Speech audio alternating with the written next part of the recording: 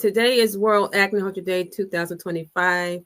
I'm the Agnihotra lady, D. Doanes Davis. And this is Roni, and we're representing the Shanti Institute. And this is a wonderful day to talk about Agnihotra and the importance that it has for individuals, communities, and all of societies across the world. Okay, it brings everybody together. We're going to start with the Vruti mantra, and then we'll make some introductions, and then whoever wants to come in for the StreamYard link, I don't want to publish it publicly, but if you message me, I'll try to look on here and I can send you on Messenger the StreamYard link, because there's only 10 people that I can host at one time on StreamYard. So anyway, I'm really happy to be here. So we're going to go ahead and get started with the Vruti mantra. Bu swaha Agnaye Nama Vaswaha Vayave Nama Swaswaha Suryaya Idam Nama Bhurva Swaswaha Prajapatiye Idam Nama.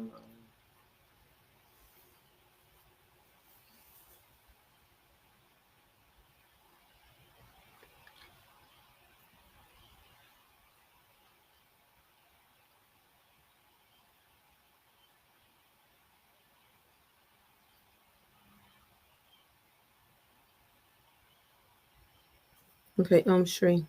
Okay, so our guest that we have right now available, we have Andy Topel, that is American, but he's in Ukraine right now. And then we have Dennis Jansen, who is part of the Agnihotra Holland Association. And so these are people that are dedicated to doing Agnihotra and sharing love and talking about the benefits of Agnihotra. And everybody that's on the panel are people that have been doing Agnihotra for a long time. So Agnihotra, for those that are watching that are not familiar with Agnihotra, it is something that is purifies the physical pollution on the planet, as well as the mind pollution that some of us have on this planet, because all the pollution is the same. Once you clear the physical pollution, then your mind can be free too and be liberated. And so the Holy Avatar, Paramasaguru Shri Gajana Maharaj, he resuscitated Agnihotra from the Vedas to bring about harmony and balance for people. So on World Agnihotra Day, we want to remind people that we all are as one. It has nothing to do about where you're from, where you live, what culture, political affiliation, things like that. This is about peace and harmony, because we've come to a time in a place, as been talked about in prophecy many, many years ago in India, that it will be a time when it will be challenging times, and we need to come together. And for those that lack understanding, we're to be patient, forgiving, and to bring them up to the light, so that way they have their understanding. So we're always to be kind and peaceful, to bring about the higher consciousness that is needed for the planet to get to where it is going. Okay, so what we want to do is, for all the speakers that are speaking and anyone is listening, we want to hear about the initiatives that you're working on and things that you need help with, as well as if for anyone that want to know about Agnihotra and they live nearby, if they can come and join with you. So this is about letting people know what you're doing and how we can assist each other. So Agnihotra, okay, is about bringing about people together. So when people are talking about peace and community, really you talk about the peace and community within the individual. So once you do that and cultivate that, then we can work on extending that into your neighborhood, your town, and the world. So anyway, this is a Kriya Yoga Agnihotra, and you can add it to whatever practice that you have. And as the Holy Avatar said, if you want to become a better person, you do Agnihotra. It's not about any type of system. You add it to whatever you're doing, and love is the universal system. Okay?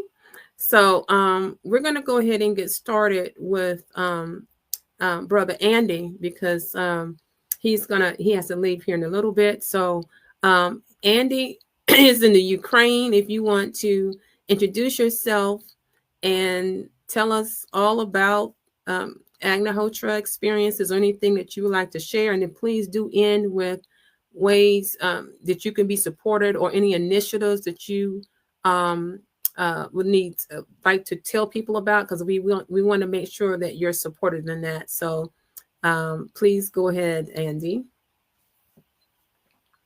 Oh, thanks, Dee. Thanks for hosting and organizing this. Yes, yes, you're welcome. Yeah, so I like to work with rivers, as Agnihotris may know, and some other people may know, but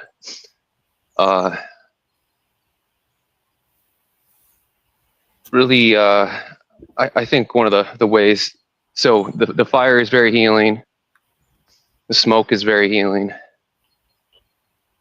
but the ash, of course, is also incredibly healing for things like cancer and internal health and the body. But topically, putting it in a massage oil or ghee, using it topically. But of course, also it works its miracles in the atmosphere, of course, in the soil. But my personal favorite, well, let's just say my projects for the last few years have involved putting the ash in waterways, particularly at the headwaters of rivers, influential rivers. And in the Vedas scriptures, they make it very clear that the headwaters are very potent places for obvious reasons, but kind of the crown chakra of a river, if you will. It's where so I've been working for really ever since let's say I started Agnihotra in 2015, and I did do work over in Fukushima with the rivers there, Japan, next to the nuclear power plant, because of the demonstrated effect of Agnihotra purifying nuclear radiation. And but I didn't really put two and two together with the headwaters potency, the potency of headwaters, until I started studying Rastafarianism really deeply, and went to and then saw that the Ethiopian civil war was happening. And so I went to the headwaters of the Blue Nile River, and actually had some really amazing. Sometimes it's hard to call things results. I like the word synchronicities. I'd rather use the word synchronicity. Oh, Basaji, welcome. And so had some really interesting synchronicities over in Ethiopia on the Blue Nile River. And that's where Dee and I got to know each other. Dee saw me working in Ethiopia and invited me to do our first interview on your awesome channel. What was the name of Dee? What was the name of the rapper that you that you interviewed? Oh, Environmental Magazine. Oh yeah, Waka Flocka Flame. Yeah. Yeah, that was so fire. he does homotherapy. Yeah, he met my late so cool. husband Sri Charles before he passed, and so that's how he was introduced to the fire through Sri Charles. So amazing. Mm-hmm. That was such a cool article. And then we did our article, and as you know, Dee, I was over there and had some interesting results. Like Agnihotra has proven to purify things chemically and psychologically and physiologically, atmospherically. And so I've been on this kick since 2021 of going to river headwaters, like Lake Itasca in Minnesota, the Mississippi headwaters, when I'm in America. And then in Ethiopia was Lake Tana, headwaters of the Blue Nile. And I don't know, there would just be interesting synchronicities that you can't scientifically verify, like rebel troops in the Civil War, the Tigray People's Liberation Front was coming down fast into the south from their northern region. And it's a little bit nerve-wracking having the Civil War within 100 miles or 100 kilometers or something like that, I think it got. And I believe within a few days of me getting to the headwaters, though, that the news, the headlines were that the rebel groups had been reversed by the federal military. Was that the Agnihotra? I don't know. I when I'm in America, I live in Fairfield, Iowa, and it's a really cool town because it's the Maharishi Mahesh Yogi Transcendental Meditators, and they are deep believers in like a radiance effect, super radiance, where when you have even just yourself, but especially when you have a group of people meditating together, it ripples out, radiates. And one of their most famous ones was in Washington, D.C., 1994, I believe. Yeah, they had 8,000 people. Yeah. Okay. So yeah. Like huge, very inspiring experiment where they had 8,000 people meditating in Washington, D.C. The police chief said something like, if you really think you can lower crime, or no, I think it's more likely that it'll snow in July in Washington, D.C., then this experiment will work, is his famous quote. And then they ended up like, see, this is the thing. You can't say, it's idam namama, thy will be done. Was it the 8,000 meditators that lowered the crime rate by 23% during their 8,000 person meditation course? Was it the meditators? We'll never know. But it was quite a coincidence that the crime rate lowered by 23% for the 2 weeks while there was 8,000 meditators. So in the same spirit as the Maharishi effect, I've been on a mission of kind of using the Shri effect, maybe we could call it, where it purifies the chemistry, it purifies the atmosphere, it balances the ecosystem, brings on rain in a drought, etc. But I firmly believe and have had interesting synchronicities demonstrating that it also stops war. It raises the vibration, it raises consciousness, and what is war but low vibe, low frequency hate and fear and jealous, like grudges and,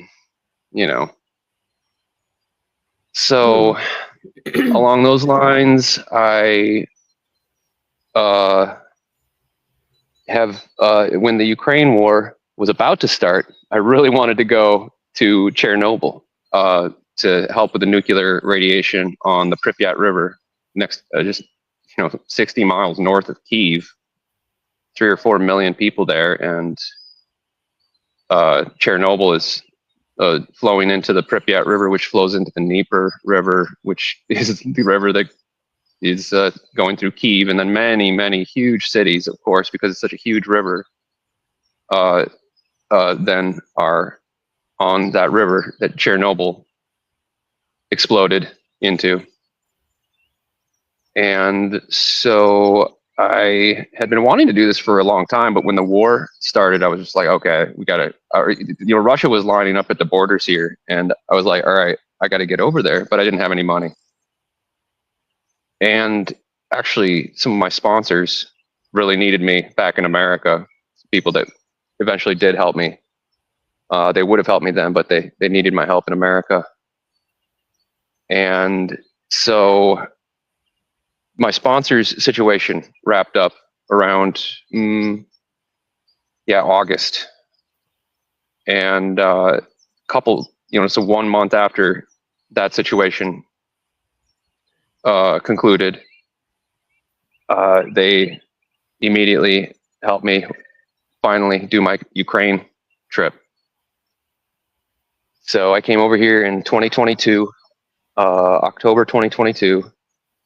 The first day I did a Homa therapy for the Pripyat River. Oh, so I was going to go to the Chernobyl, but it got, bombarded by the Russians. And then after that, it was on high alert and military lockdown. So instead of going to this place that's about 300 miles downstream from the headwaters, I said, oh, well, I guess I'll just go with this theory of the potency of headwaters again, like I did in Ethiopia. And so it was an interesting project of looking, a little bit of online info, but definitely not conclusive. It was a matter of just scrolling on Google Maps, zooming in on Google Maps, and finding where the headwaters were of the Pripyat River. And it turns out that they're in the northwest corner of Ukraine, 15 miles south of Belarus, 15 miles east of Poland, in a small town, just south of a small town called Svityaz, about 4,000 people. So without knowing any of the language or really knowing anything about Ukraine, other than, what's online, no friends or anything over there, I hopped over in October 2022. It was, of course, the Polish Agnihotra eco-village, Bergu Aranya, is like a 3-hour drive. With poverty. With poverty. Yeah, there? with Parvati and Ulrich Burke and all these veteran superstars of the Homa therapy world. And one of the biggest, from my understanding, the biggest, intentional community of Agnihotris in one place in the world. And it was the perfect landing place, 1 hour south of Krakow, Poland.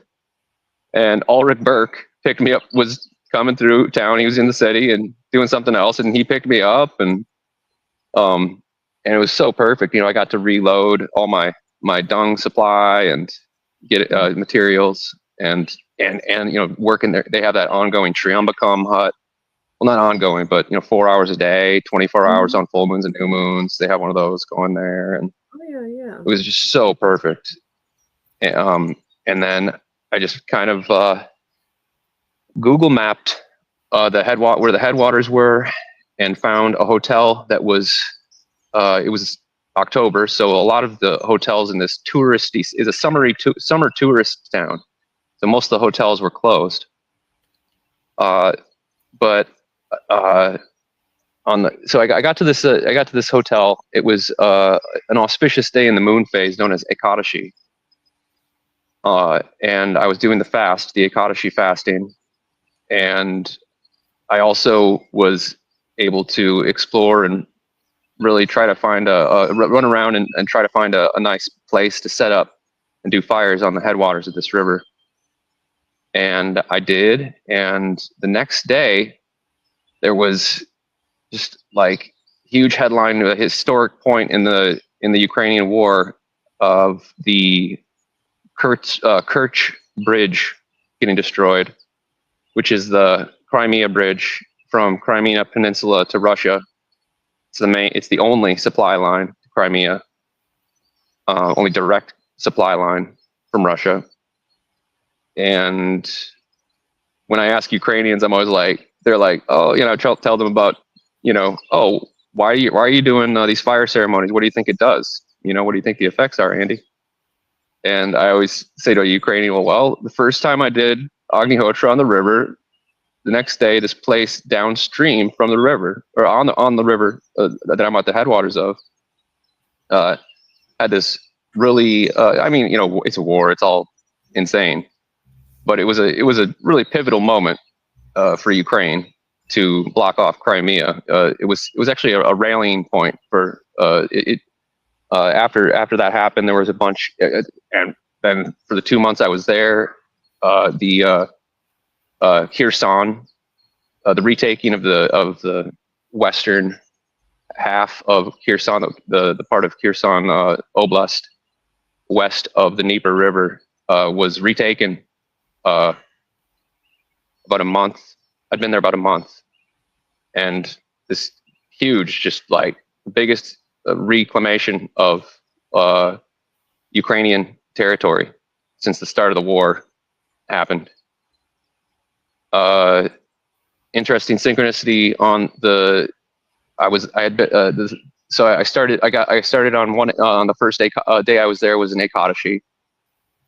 28 days later, one full moon cycle,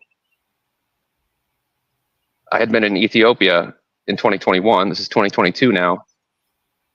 And on the second Ekadashi, well, it was the third Ekadashi because they happen every 2 weeks.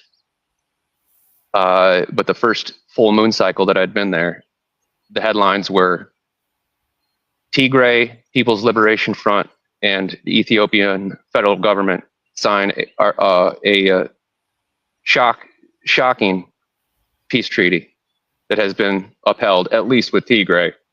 There's other insanity going on in Ethiopia now, in the Amhara region. So let me ask you, Andy, because I want to make sure, because we have so many people that are going to be coming on, I want to make sure that I get to asking you, how can we support you in the Agnihotra efforts there? So I'm not trying to cut you short, but we got, other people, so we could be talking for a long time, and we're going to be going for several hours here. So I just wanted to make sure that I'm going to ask each speaker, like I said before, how can we could support if you have an initiative or the ways to promote Agnihotra, whatever initiatives you're working on, so that way we can have, so people can reach out directly to you through social media or through email. I want to make sure I get to that before we move to the next speaker. Thanks, Dee. I do have a GoFundMe that's been going since 2022. It's a real it's a side hustle, but that's my tip jar. When if people feel inspired to give me some fuel to do more here, and there's a lot more that I could be doing if I had more funds. So that would be greatly appreciated. And I thank you for asking about that for all of us. Post it underneath the feed, where we have the video. So please post that, and then people can actually add you there also too. So I just wanted to, let everybody know that it's looking. If you would like to assist Andy or any of that, reach out to him on social media, and all of that. And we just wanted to highlight the things that he does, because he goes and puts the ash in the headwaters, which is that Agnihotra, the homotherapy effects, it covers a large area. So a lot of people may not even know about that. So thank you so much, Andy, for explaining that, because there are many ways in which you incorporate Agnihotra as an individual in your community or for a larger area, which is what I talked about earlier before we got started. We will move on then to Dennis, because he is in the Netherlands. And then we can jump around, and anyone that would like to ask questions or join, I can send you the StreamYard link. But I want to kind of keep it moving because I don't want to have people waiting. But before, Dennis, you get started, let me also introduce the guest that came on. We have Tenisio Seanima. Is that how you pronounce your last name? Shanimi? I can't hear you. I'm sorry. Sorry about that. Can you hear me now? Yeah. How do you pronounce the last name? Is it Shanimi? It would be like the dentist saying, say Anima. Say Anima. Sorry about that. Mhm. So he is with Nature's Candy Farms, and he teaches yoga. He's a DJ. He's a community builder, and so he'll be speaking after Dennis. I just want to introduce the guest before we move on. And anyone that's a guest is having a hard time clicking the link or whatever, message me on Facebook and we'll assist you. But I just want to keep it moving so that way people can hear and see everybody. And I know people have to get off of the live at some point. So Dennis is the head of the Agnihotra in Netherlands, the Agnihotra organization. And he also has Om Shri band dealing with Agnihotra and healing, sound healing, and things like that. And so the whole purpose of World Agnihotra Day is to show people from many different paths all across the world and ways in which they incorporate Agnihotra in their part of the world. So welcome, Dennis. And if you could introduce yourself and talk about whatever you'd like to share about Agnihotra and homotherapy. Yes, thank you, Dee, for having me in this live recording. My English is not that good as the rest of the native English speakers, so I have a Dutch mindset. So sometimes when do you want to do dual? Do you want to do both in Dutch and also in English, so that way? English is okay. Okay, I just want I'm gonna make you comfortable. Yeah. I think that's the easiest. So my name is Dennis, and together with my wife Gillian, we started doing Agnihotra in 2011. We were actually on a Dutch festival where we actually were invited by a Triambakam fire by a person. That time we didn't know who he was, and he invited us to sit down and okay, we do it. And he was chanting like a mantra, and there was this little fire in something, a vessel, I don't know what it was at the time, and he was chanting, and he started and continuing, and he did it for 20 minutes, and for some kind of reason there was some kind of inner connection which brought me actually in a state of, wow, this is something else than all the things that I've done before. And we left after the 20 minutes fire of Triambakam, and then suddenly this person, it was Barry Rathner, Dr. Barry Rathner, then shouted to a friend, a colleague of ours, Suwindi Kadir, behind the stall on the festival, and he said, pass me the cow dung. And I looked at Cherian like, what? Cow dung? What is cow dung? That's shit, That's, what is this? Really funny.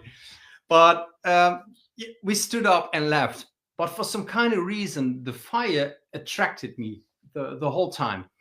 And everybody always saying Dennis is the main man of Agnihotra and Homa therapy in the Netherlands. But actually, Gillian, my wife, she's always the person who is building bridges. And the funny thing is that she's actually the one who started this whole Agnihotra Homa therapy idea, because in the week when we were on the festival, I asked her, because of her birthday, what do you want for your birthday? And she said, I want this copper pyramid thing. I want to learn it, I want to start the fire. So we did. On a Sunday, we did get a quick course from Jarek Pittsburgh, who's the president of the foundation of Eco Village Brugoranja.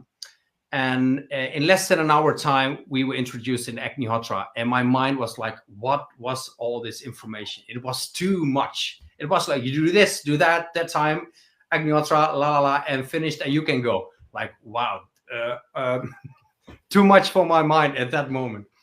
So we went home and started to do Agnihotra, and the whole year, it was like up and down with practicing Agnihotra, because it was a new thing, it was like discipline, the materials, sunset, sunrise, and I have to work.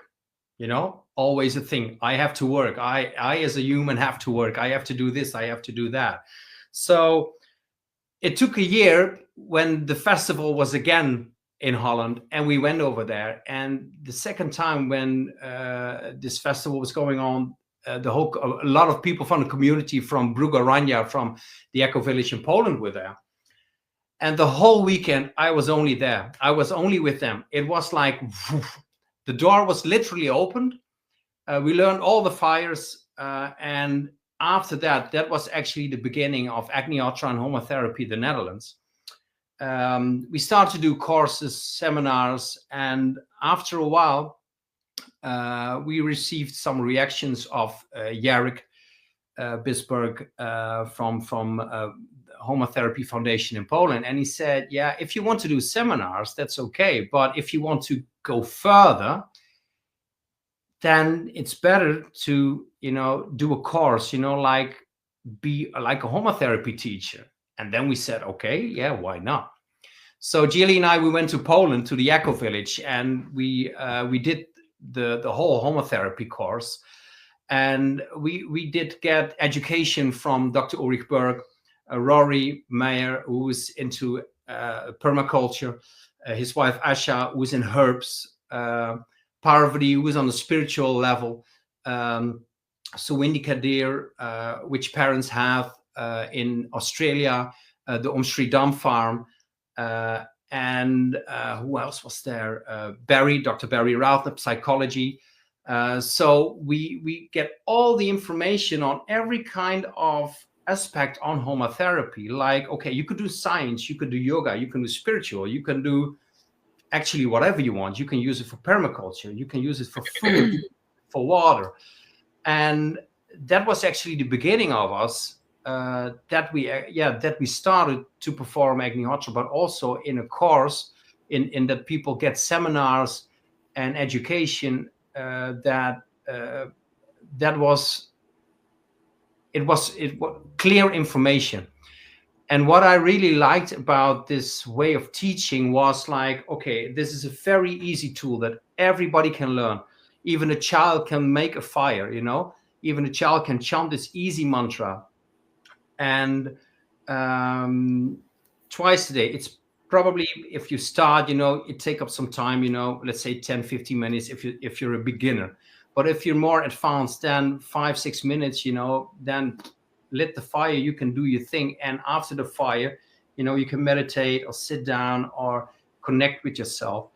And it is so easy that my mind in the beginning was thinking that's not possible, But that's what I actually like about Agnihotra, that it's a spiritual tool, but it's also a scientific tool.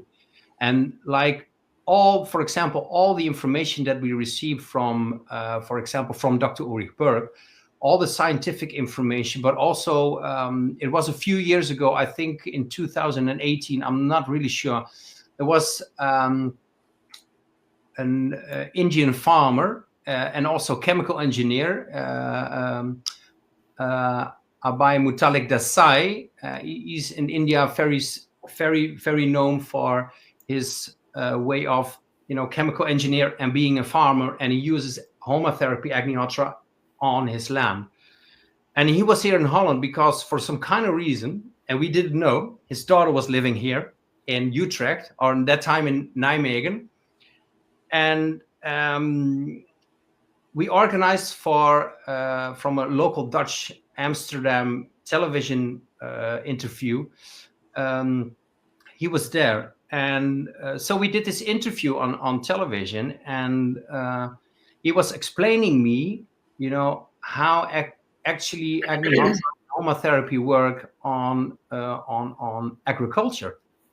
And that was so really interesting because, like spiritual stuff, and in Holland here, we have so many things, it's sometimes I say it's like a circus of spiritual possibilities, every kind of spiritual thing. If you go to the Netherlands, you can get it, if you want to be a shamanic Peru teacher, it's in Netherlands, if you want to be like a shaman from Africa, go to Holland. You can be a shamanic teacher, It's everything is here. The whole world on spiritual level and a lot of other things is in the Netherlands.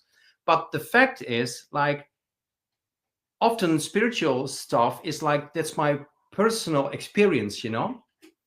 And with if I sit here, you know, and for example, I'm not into readings, for example. I cannot do that. But for example, I sit here and I say, oh, I see an angel behind you. I don't know, I cannot see it. Other people can maybe, but me not. And that's what I actually like about Agnihotra. You know, we do the fire, and of course I feel and experience things, but on the same at the same time, we can measure stuff. You know, we can put some, and that's what we learned from the experimental stuff, for example, which Mr. Abai Metallic Desai, but also Dr. Ulrich Berg did. All these scientific proofs are actually like, okay, if we have water with bad quality, we put ash in it, or we do the fire nearby this water, and after some time it changes. How is that possible? Because I cannot see it, but there is a change, you know. And if this change is here in a positive way, then it also should probably have a positive effect on me. You know, it's the same that Andy is going to Ukraine and working on with all the waters, you know. We cannot see it, but for some kind of reason, it is changing.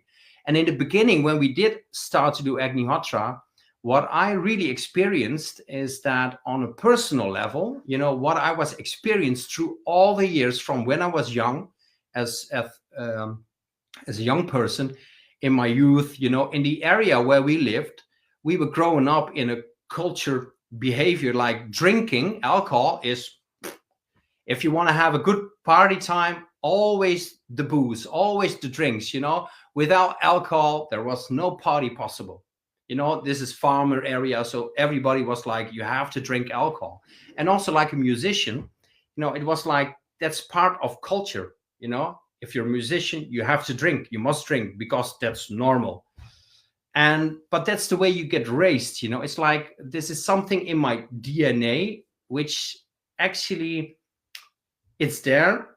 I don't like it. I do like it, you know, when you go out with friends, but it's like a kind of energy, what I say, you know. I know it's there. I have to do it, use it, but in the end, it's not good for me, you know.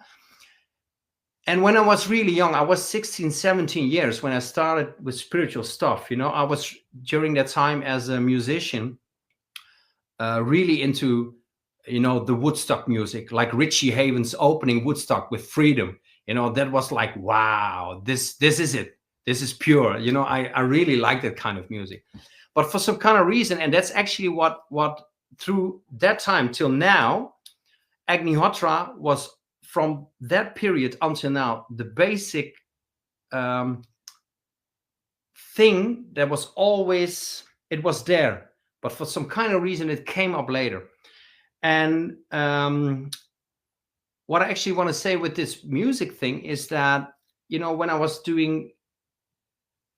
practicing music, you know, I was also interested in yoga, because during the Woodstock music period, you know, you had Richie Havens and you had Country Joe McDonald, big bands, you know, Jefferson Airplane, but also like Ravi Shankar, he was there, you know, like Ravi Shankar, what's that, you know?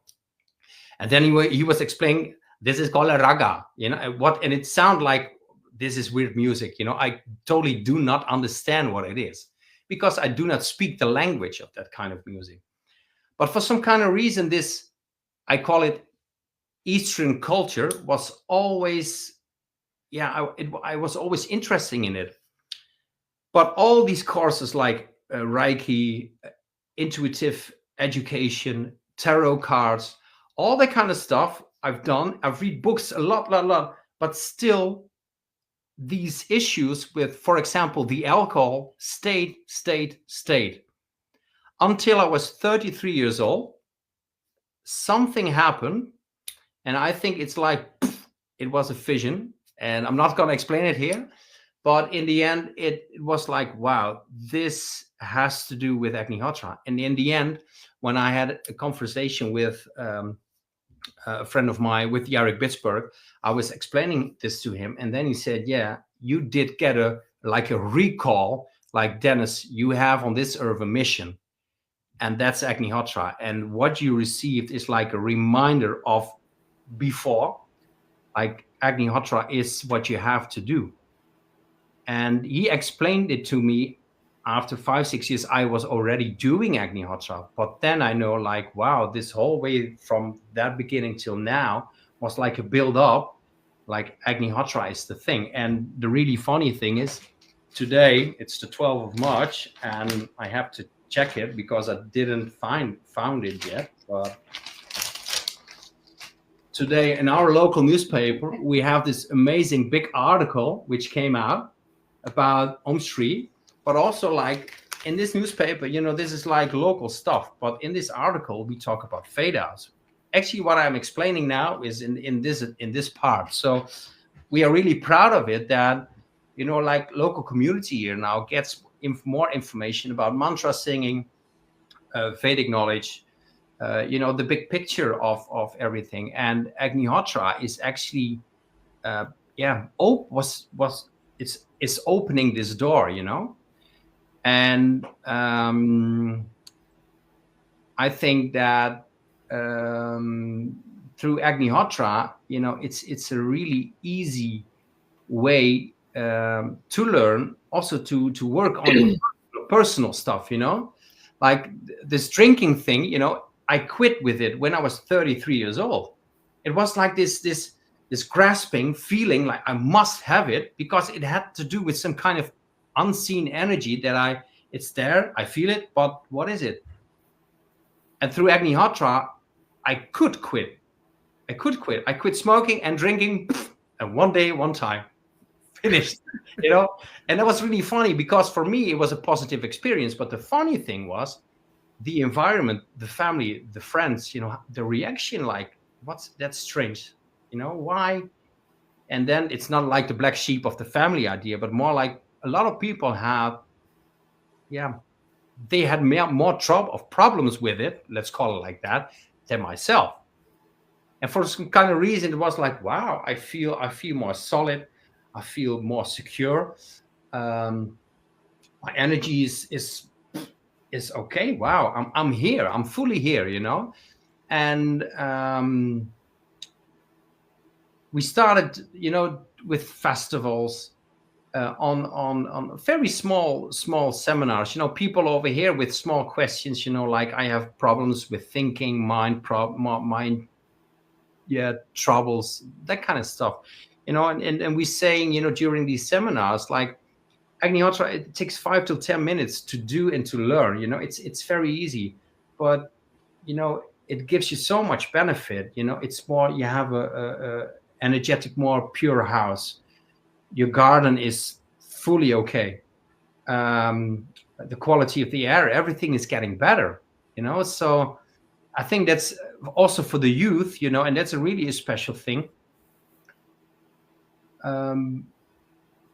We have to send this information out to the younger people, and you know, we also try to send this information out through the music, you know, with our mantra band. We were in 2017. We were in India during the Somayak, and after that, it was like, wow, there were some songs, let's call it like that, you know, they were really like resonating with me, and I started to write music, and you know, and after that, you know, I think it was a bit at the end of the Corona period, you know, we started to chant more mantras, like, okay, we have to go out with this, but not only with the mantras, but also during concert and seminars, do Agnihotra, include with the music. And one of the first concerts we did was in a place in Holland called Rathner. And it was really, it was an old synagogue, really small one. And during the Second World War, the German soldiers, they came to the synagogue and took all, took all the Jewish people, you know, into trucks for transport to Poland. And the energy in the synagogue was like, wow, it's still there. And during this concert, and it was really amazing, my Reiki teacher, master, she was there. And I didn't saw her for many, many years.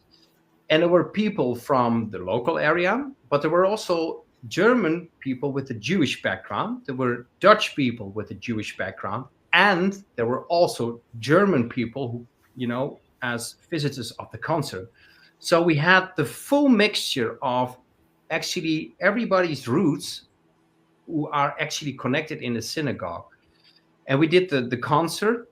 That was amazing. But in combination with the Agnihotra fire, it was like afterwards, people were like, wow, what kind of relief of this heavy energy. It's like, what happened here is, it's like, wow. People could not describe it, you know. It was like so touching what happened over there. Oh, that is That's actually what's happening with Agnihotra. And that's also what Andy was explaining, like, you cannot always see what's happening, but for some kind of reason you feel it, and you cannot say this is the proof. You cannot. But you know, with a lot of people together, experience a lot of things. Like, you know, we did not talk in front of it of before, you know, before the concert. You know, like we all have to experience this or that. But it was afterwards like, wow, what was that? You know, it's like the balance is there. So let me ask you then, what ways can you be supported there? And I guess let people know how to get in touch with you, because I want to make sure that people know what initiatives you're working on, so that way we can let everybody know what people are doing across the world. And everybody too, I can write about this in our environmental magazine, Shanti's Sun. It's open because it's a global online magazine. So please let us know, and then post whatever you want underneath the video, so we can support each other. Yeah, that's good. Yeah, you know, what I really like about this combination of music and Agnihotra, you know, is that people also through music, you know, music nowadays is really important because, you know, it's an expression. And what I really like is this combination of culture, you know, like throw borders away, you know, like it's not the separation like this and that. No, it's all it's one. And I think music is a really amazing tool, you know. You can chant mantras, but also you can sing, you know, like language from other countries, you know, into music. And I think with that, that's what I really like to do, you know, to bring the music forth with Om Shri and the things we do with the sound healings and everything. And yeah, I think that's yeah. I think okay, yeah, I see your wife posted the link there. Just so that way it's live. So thank you, Jillian. I didn't realize that we were already Facebook friends, so that's great. So what I want to do, because I know Tenisio is very busy, so I want to make sure that everybody can talk. And I mean, everybody has gone over, because I mean, I'm loving the information that's being shared. So, but you can hang on and then add some more, because I want to keep it going. But so now we have Tenisio. Then I'm gonna let him introduce himself. But he is a yoga teacher. He's an urban farmer. The name of his farm is Nature's Candy Farm, and he builds communities. So I'm gonna let you introduce yourself, and please share your experiences with Agnihotra. And thanks for being with us today. Sure. So, gosh, let me, I guess, go back to a beginning. I'm not going to say the beginning, because you know, we always are in cycles, you know, starting over, right? Going through life and its different phases. But my exposure to Agnihotra and Homa fire and just Homa therapy in general was around 2006, when, as a DJ, you mentioned I wear several hats, and being a disc jockey is one of them. I was a DJ on the local FM radio station in Metro Atlanta, Georgia. The station is 89.3 FM, or WRFG FM. In fact, you can listen to it internationally. So shameless plug to WRFG. You can listen on WRFG.org. Yes. And so that station is one in which it is a community station, and thus we're not run by the same commercial entities that run other media. And so we're allowed to have any and everybody on our programs. And so a gentleman who's now my good friend, his name is Makua Ray. He's the first person that exposed me to the science, and he did so through basically inviting me to DJ at an event that he hosts. And at the time, that event was one in a real small, just room upstairs above a coffee shop. And he called the event the Womb Room. And so the whole purpose of the Womb Room was just to allow you to just open up and give birth, right, to ideas, to expression, to not hold back. And utilizing the proper systems, if you will, he would track the time in which it was appropriate to burn the fire. And in the middle of the event, right when it's time, he would burn the fire and he would do a chant. And so that gave me my first exposure, because I would have never known anything about that in the normal settings that you DJ in, clubs, parties. That's not what people do. In fact, as Dennis said, it would probably be very similar to what he talked about, exposure to the different spirits, if you will, that, come in liquid form. You wouldn't be thinking about these kind of spiritual experiences. But Mukure had the vision to do that.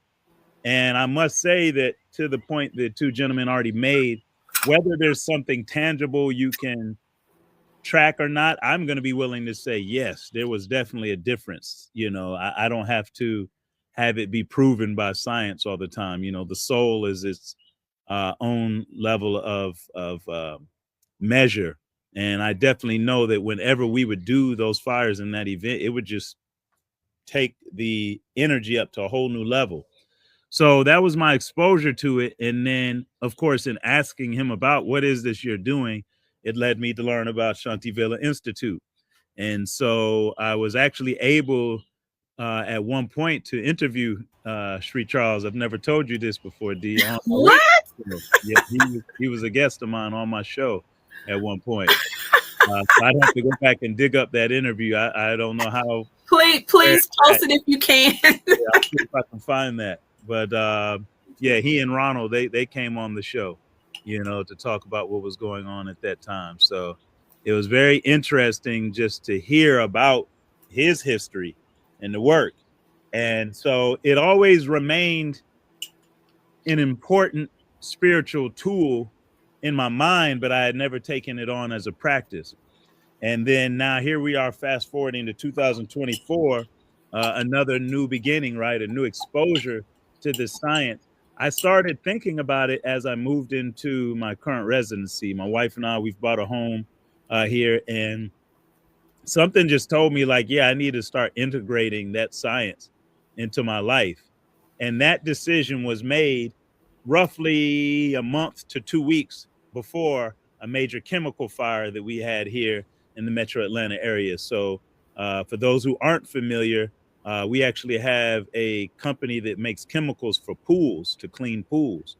And this company actually had a fire, and it released all of the fumes from these burning chemicals into the atmosphere. So much so, I mean, admittedly, my children are still having some effects, from the period in time. It was a very, very serious matter. And I live about 30 minutes away from where that chemical fire took place. And of course, Mama D knows she's right down the street from it. Yes, right? I am. Literally, what, 5 minutes away? Maybe? Yes. And, I never knew where the location was until I actually started going to one of the local, like, wholesale depots. I think it's like a BJ's. And I realized driving down the freeway that you pass it. So I finally see where the place is at.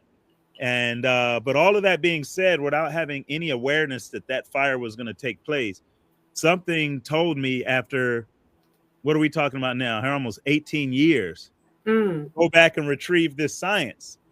And so then, of course, when this fire happened, I knew right then, I was like, this is why I was being reminded that this science existed. And of course, I was able to get in contact with you, came through and actually purchased a kit, purchased everything I needed, and immediately got to work.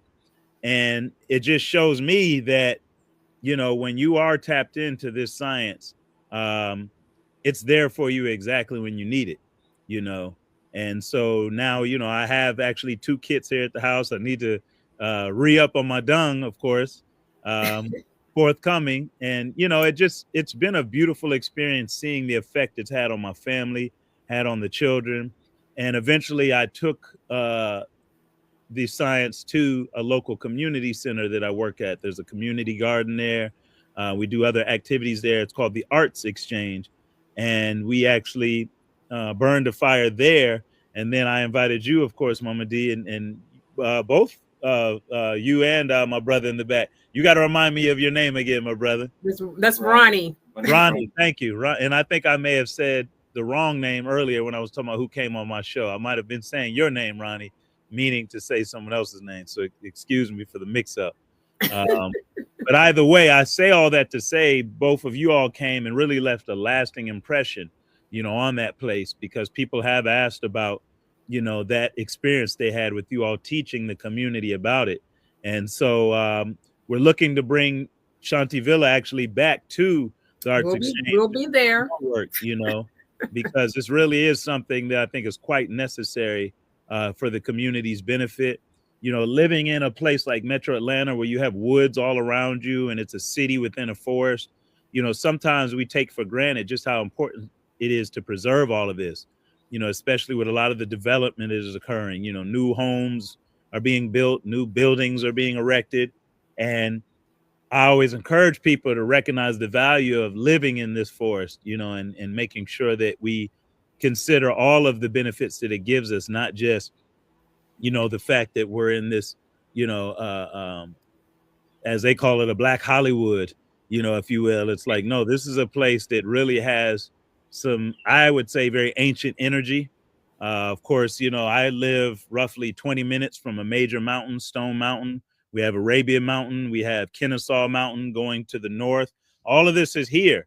And, you know, so one of the rituals I want to do is definitely start getting up and going up to the mountain, you know, and burning the fire at the appropriate times and seeing what effect that has. So, you know, I'll have to invite you all here in the Metro Atlanta area to come with me, you know, so we can have that experience. But yeah, for me, this is kind of like a new thing. I'm at the beginning stage, if you will, of something that, again, I was exposed to almost 20 years ago, but it's quite infectious and in a good way. And I would just encourage anyone, if you've never had this experience, to take heed to it and really understand that there are sciences that exist beyond what, you know, we'll say the mainstream provides to us.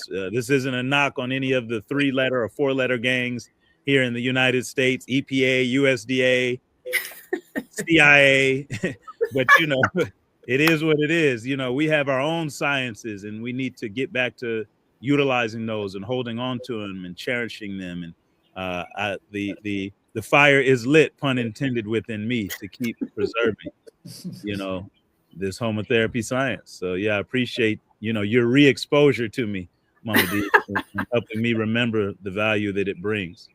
Oh, that's wonderful. And yeah, if you can find that video with Sri Charles, I would like to see it. Yeah. I mean, he's interviewed many times, and I think we did a joint interview with Sharice Nicole for WARFG. Okay. So yeah, I would love to see, because listen, it's interesting. After he passed away, I was trying to find some of these videos. I was like, did anyone save some of this stuff? It's very few things that I can find with him with a video of. So yeah, if you can find that, it'd be great. Yeah, and this one would be an audio, but either way, it would have. Oh yeah, that'd be great. It would have been probably around the year 2007 or 8, because the womb room took place around 2006, 2007. Okay. So yeah, it would have been in that period. So okay, I'll see if I can pull up the archive. Thank you. So now please share any initiatives that you have, any way that anyone would like to reach out and support. Hi, David. I'm going to introduce you in a minute, but what we're doing is, after everyone speaks, is sharing any way that you can be supported in your area, or if you can offer some support or anything like that, because we do have a lot of people that are looking to get help or find out more about Agnihotra and any ways that you can assist with that. So please, Tenisio, if you could please share anything and post it also onto the page of this live stream so people can add you on social media and then support you in any way. Sure. Well, what I will say first and foremost is, to this network, you know, as you can hear, I'm kind of the new kid on the block. Please take my emails, send me information, that'll help me be able to help you all and then spread the message and learn. So my email address is naturescandyfarms@gmail.com, NaturesCandyFarms. That's actually the name of my urban farm. And, I want to be a sponge and be able to soak up information. So that would be of great help. And additionally, we actually have an Environmental Awareness Day coming up on April 19th here in Atlanta at the Arts Exchange. And so if for whatever reason y'all just happen to be in Atlanta, we are the biggest international airport, so you never know. Please stop through the Arts Exchange. We are about 15 minutes away from the airport, and we're going to have a lot of activities going on. We're going to have an exhibit hall.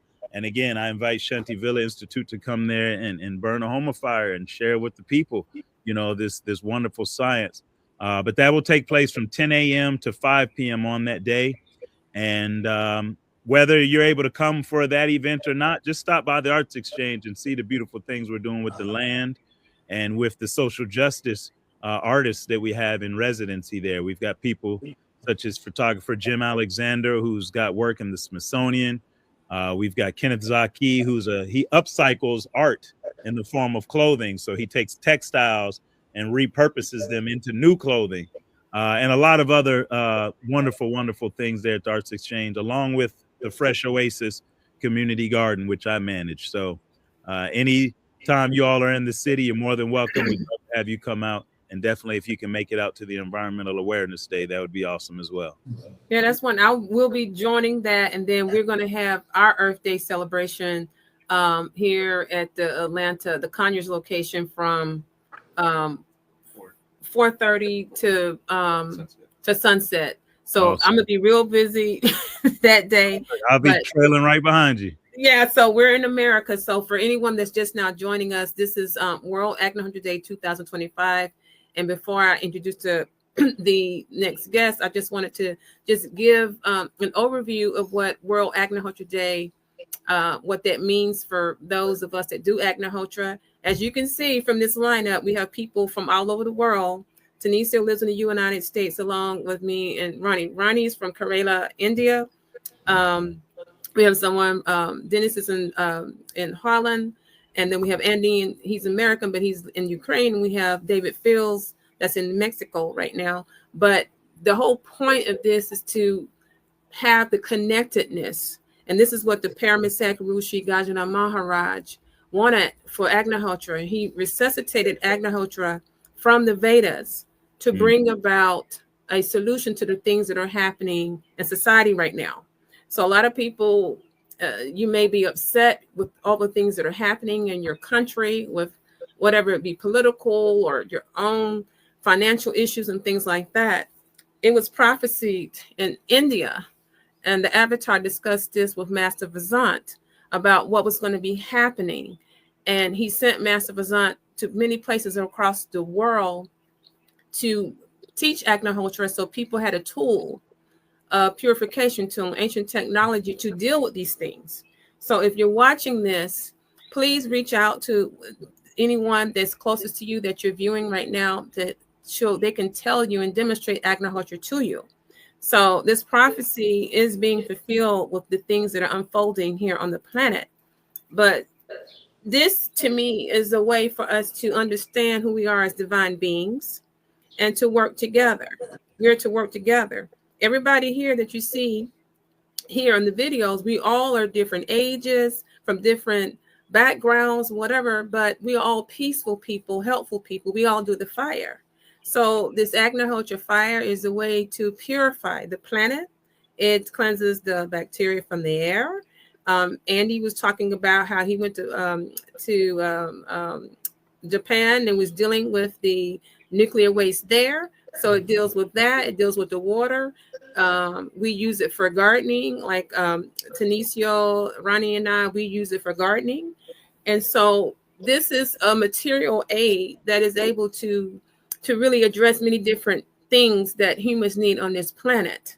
And so these things were discussed. Master Vazant went and taught my husband along with other people. So that's the way this could spread amongst the planet. And so Andy was talking about the Maharishi effect. So how all these people that were meditating in DC. And so what we're trying to do is teach as many people as possible so we can get that same effect. If as many people are doing Agnihotra across the world, this is how we can get this resonance going on for the entire planet.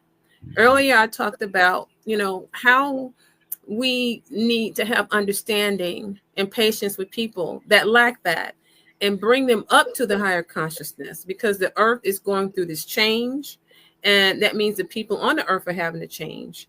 If the planet is healed, then so too we are healed. And no man is an island. We're all interconnected. Okay.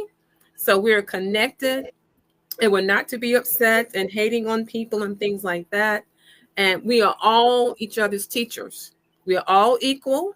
Okay. We're all equal, and to be patient. So I don't care if people are going to a church or no church, if you're a rabbi or preacher, a imam, any of that.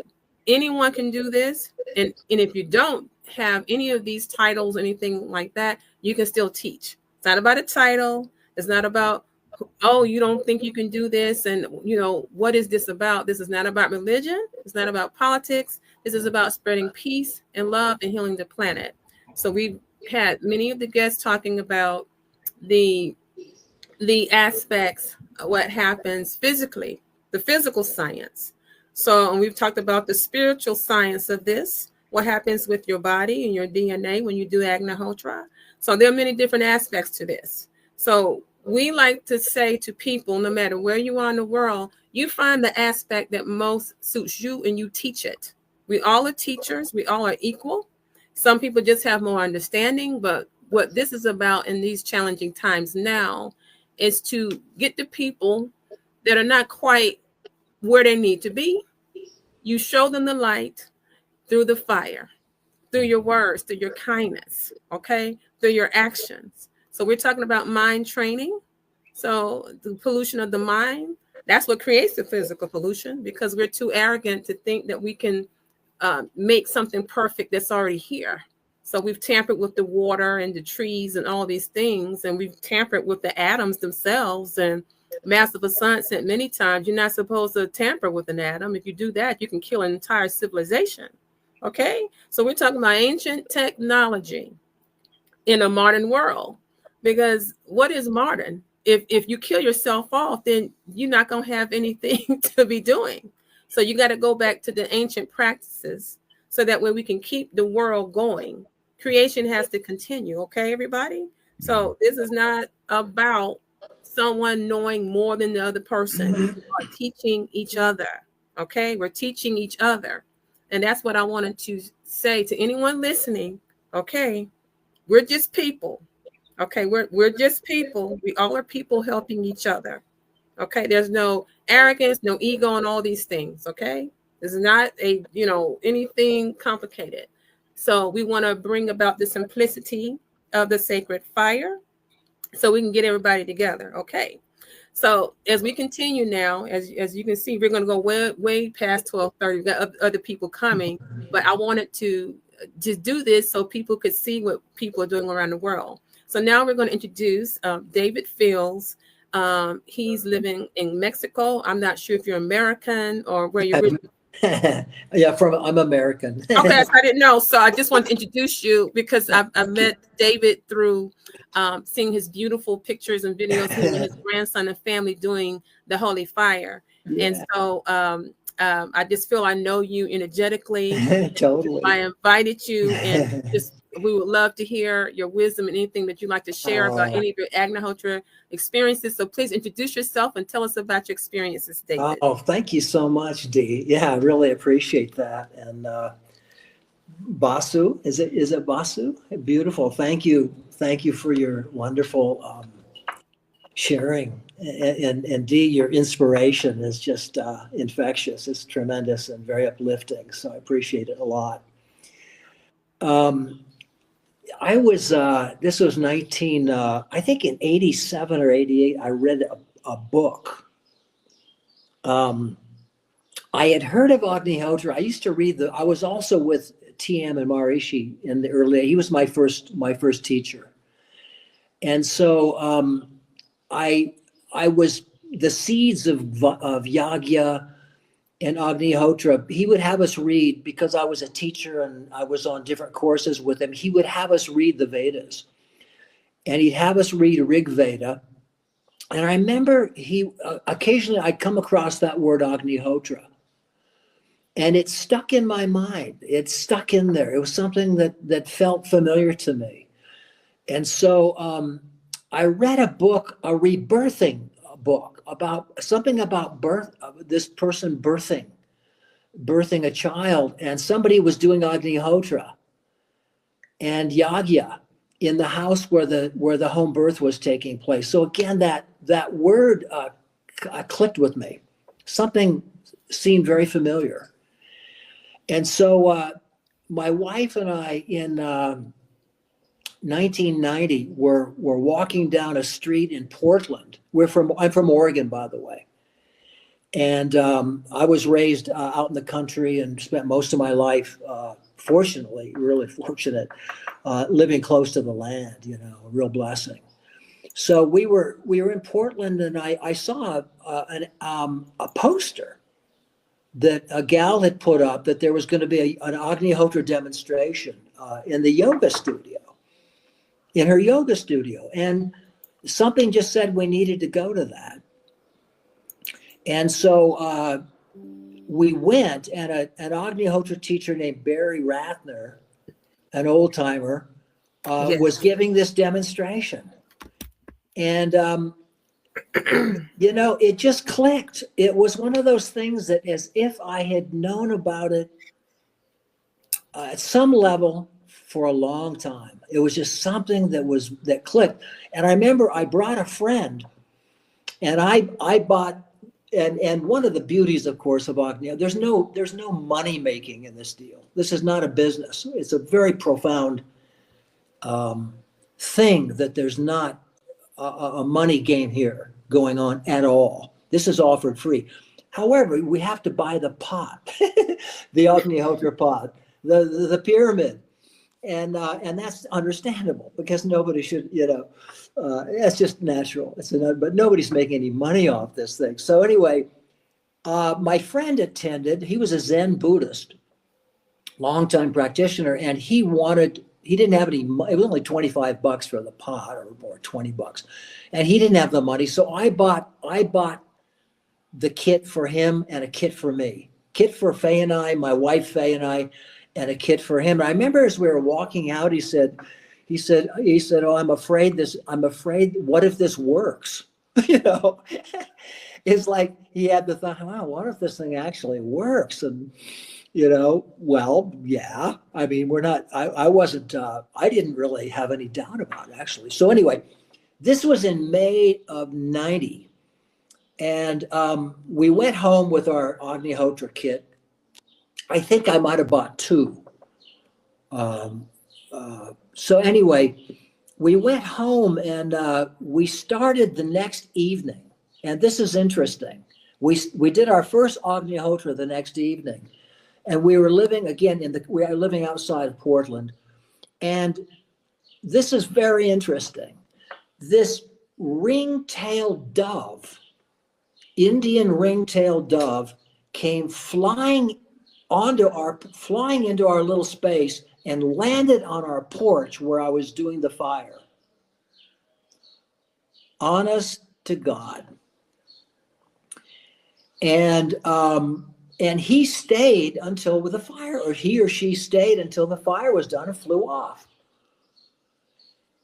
And every day for the next 2 weeks, every evening, the ring-tailed dove would fly onto our porch while we did the fire. True. I mean, isn't this quite amazing, isn't it? And I couldn't help but take this as a sign. You'd have to be blind to not realize that this was clearly an indication from Mother Nature that this practice was very dear to life. To the animal kingdom, the bird, to nature, for Mother Nature. And at one point, I got this harebrained idea to let the bird into our house. And so he came flying into the house because we started doing Agnihotra in the house. And so he would fly into the house. And then I think I put him in our bedroom, spare bedroom. And I thought, that's not right. So that didn't last very long. I think I let him in there. I thought, no, we just have to let him come and go. At any rate, that was a harebrained idea. But for about the next for a total of about 3 weeks, the dove flew in and out of our house.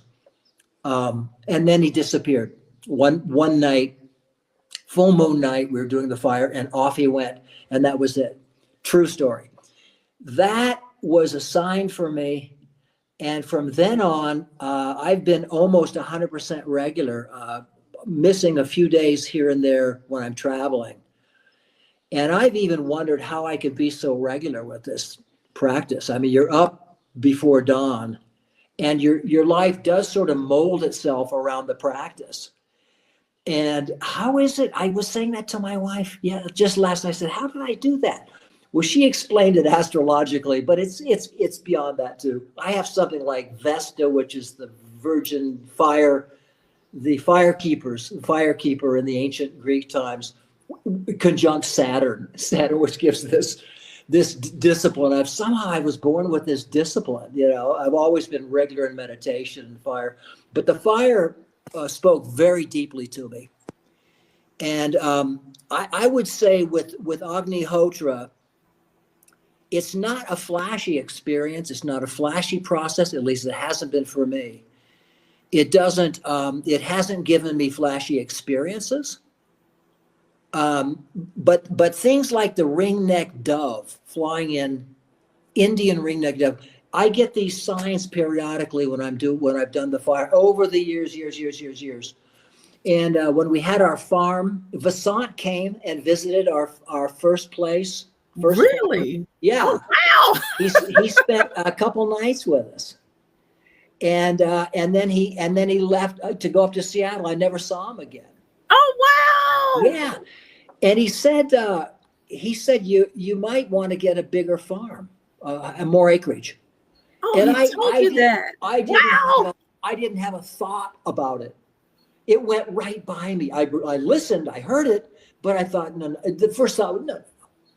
We can't, this is it, Oh, wow. Well, he visited Sri Charles at Shanti Film Institute, I think 20 years ago. So, so as a matter of fact, the room that he stayed in, Sri Charles bought him his own bed, and that became Sri Charles's cave. Oh, beautiful. Cave. Beautiful. Well, he was the humblest guy. He was just the humblest person. He was so humble. And he sat with my wife and a couple of women that were close to us. It was an extended family. And then he sat with the children. And I remember he made a joke about this, but Agnihotra is no bullshit, and the kids laughed. And but he planted the seed in my head that we needed more acres. And it just miraculously, 2 years later, a year and a half later, we had another 8 acres, and it expanded to finally 30 acres over a period of years. It just happened. And I always reflected on the fact that he had mentioned that. I'd never had another thought of getting more land, but there it was, and it happened. It kind of, circumstances molded themselves.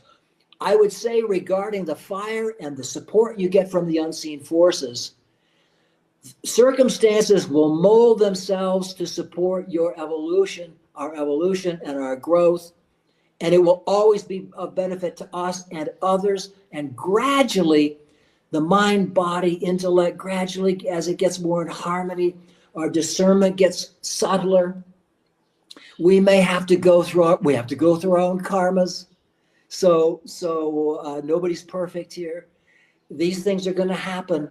But as we stay attuned to the fire, always coming back to the fire morning and evening, gradually the atmosphere and the mind body gets shaped in such a way that we begin to operate more in harmony with everything and everyone, and we get where we need to be. And if something isn't in tune, it will drop off. It will become evident.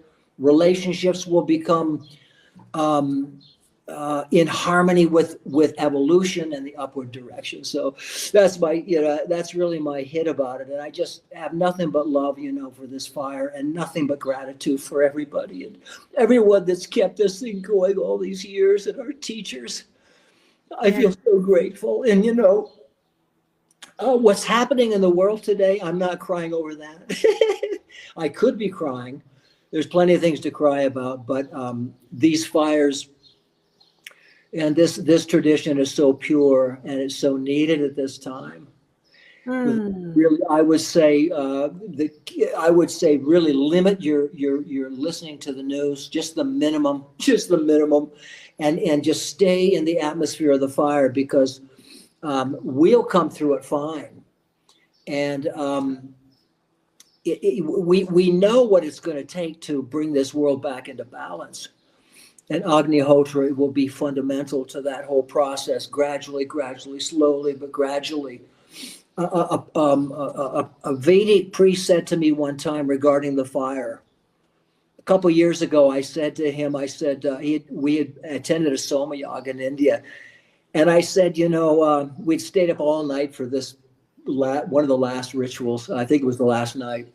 And we were all up all night. And I remember saying, Panditji, the world doesn't look too bright, what's going on? I mean, things are not looking like we thought they would after all these years of fire. But he said something so profound to me. And he said, David, you have to understand that Gajana Maharaj, his concept of time is very different than ours. He was fully aware of where we were going to have to go and what we were going to have to purify, and what the world was going to have to go through. If the avatar says something, it's true. If the Lord speaks, it's true. There's no untruth in the Lord's speech. And Agnihotra is a seed. We start with a seed. It's a seed that anybody can plant. And then as that seed grows, we're talking about a slightly different time frame than what our minds can think of. This is a seed that's being planted around the world. The seed will grow into a tree. And more knowledge will be given. The world has to go through a lot of purification. But the seeds are being planted. Agnihotra is a seed. Anybody can practice Agnihotra. Anybody can get the blessings.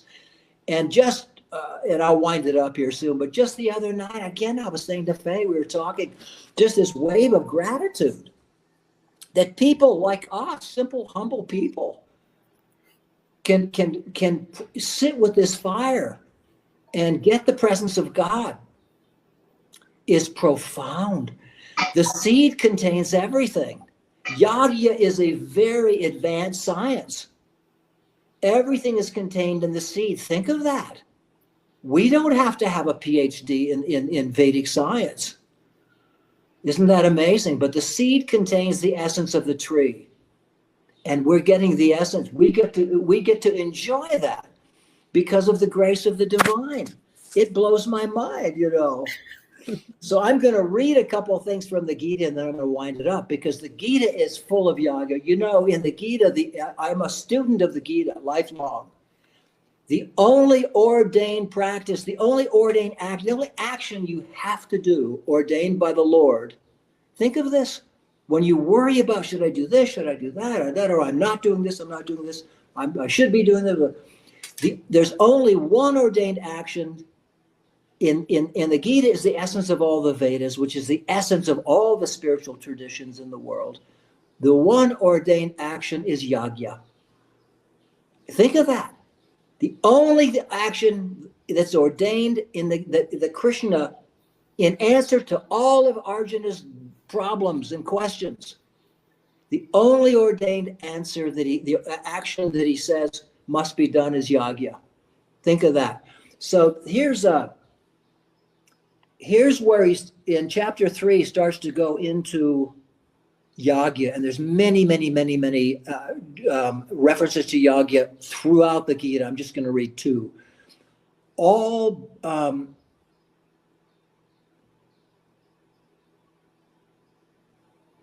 well, actually, this would apply. Okay, this is beautiful, actually. This is where it kind of starts. Worship is a form of, I'm just going to read 3 or 4 and then we'll let it go. Worship is a form of sacrifice, yagya. Worship the powers of nature, which is, again, making offerings here, and they in return will nourish thee. Through this synergy, thou can attain the highest good. Fostered by sacrifice or yagya, the deities of nature will, unasked, bestow on thee all the enjoyments thou could possibly desire. But he who enjoys the gifts of these of the forces of nature without offering sacrifice in return is a thief.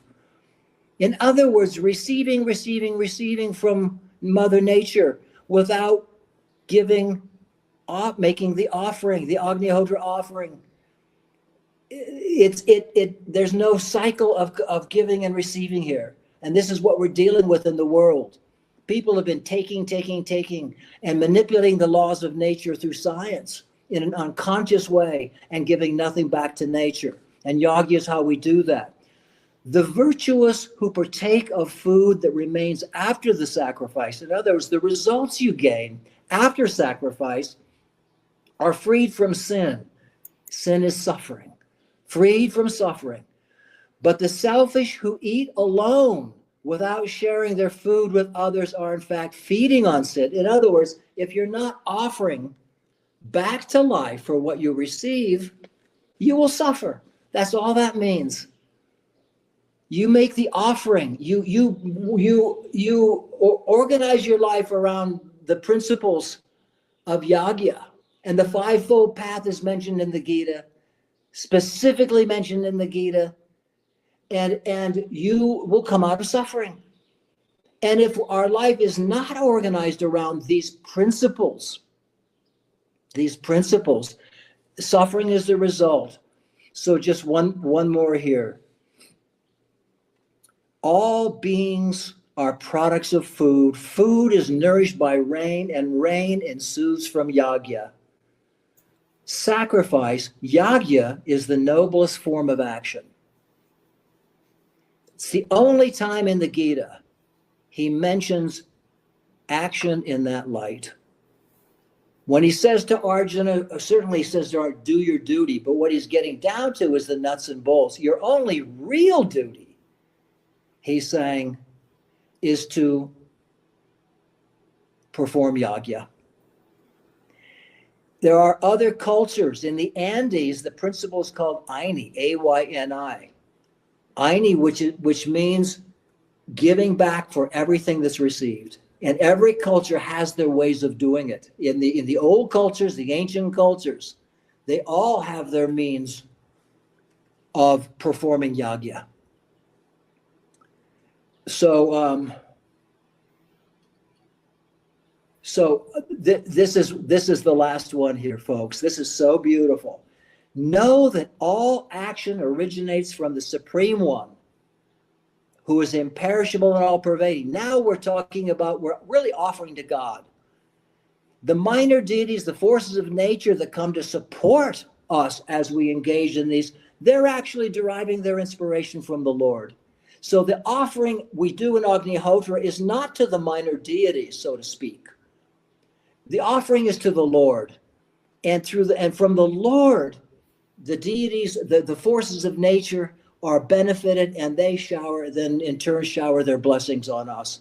But what the Gita is saying is that the highest offering is to God. Thy will be done, Prajapati. Suryaya. Surya is the sun, which connects to the Atma here. The sun in the heart is the Atma. It corresponds to the sun of the solar system. The Atma is the sun of the individual. So so therefore, it says, one who is imperishable, know that all action originates from the Supreme One who is imperishable, all pervading, and in sacrificial action, again, yagya, this Supreme Spirit is consciously present. I rest my case.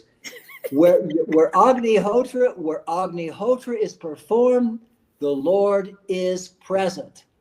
Now, is the Lord not present everywhere? Of course. But the Lord becomes lively. That presence becomes lively where we worship that presence. Yeah, that's all it is. The Lord also says that those who worship me correctly, are my closest devotees. What does he mean by that? It doesn't, obviously everyone is the child of God. What he means is those who come closest to the fire are going to get the warmth. Lord is supporting everything and everyone because the Lord is everywhere. But those who perform my worship, my ordained worship, they will benefit most. That's all it is, right? The Father blesses everyone, but the child who is working with the Father is going to receive the blessings the most, right, in that regard. So that's the essence of, that's all I have to say about Agnihotra. That is so wonderful, so beautifully expressed. Listen, I wish I could be right there next to you because I could see the light from your eyes. And you're so beautiful with that light. So, I mean, gosh, thank you for sharing that. Dee. Like I said, I feel like I've known you for a long time and I've never met you in person Me at all. too. Well, Dee, you inspire me. Yeah, and everyone here inspires me, you know. You inspire me. Seeing the fire going inspires me. So thank you. You're just inspiring it. And you serving in this way. And by the way, in chapter 18, he talks about the necessity of the fivefold path of the five principles, even after one is considered a sage. Why would that be?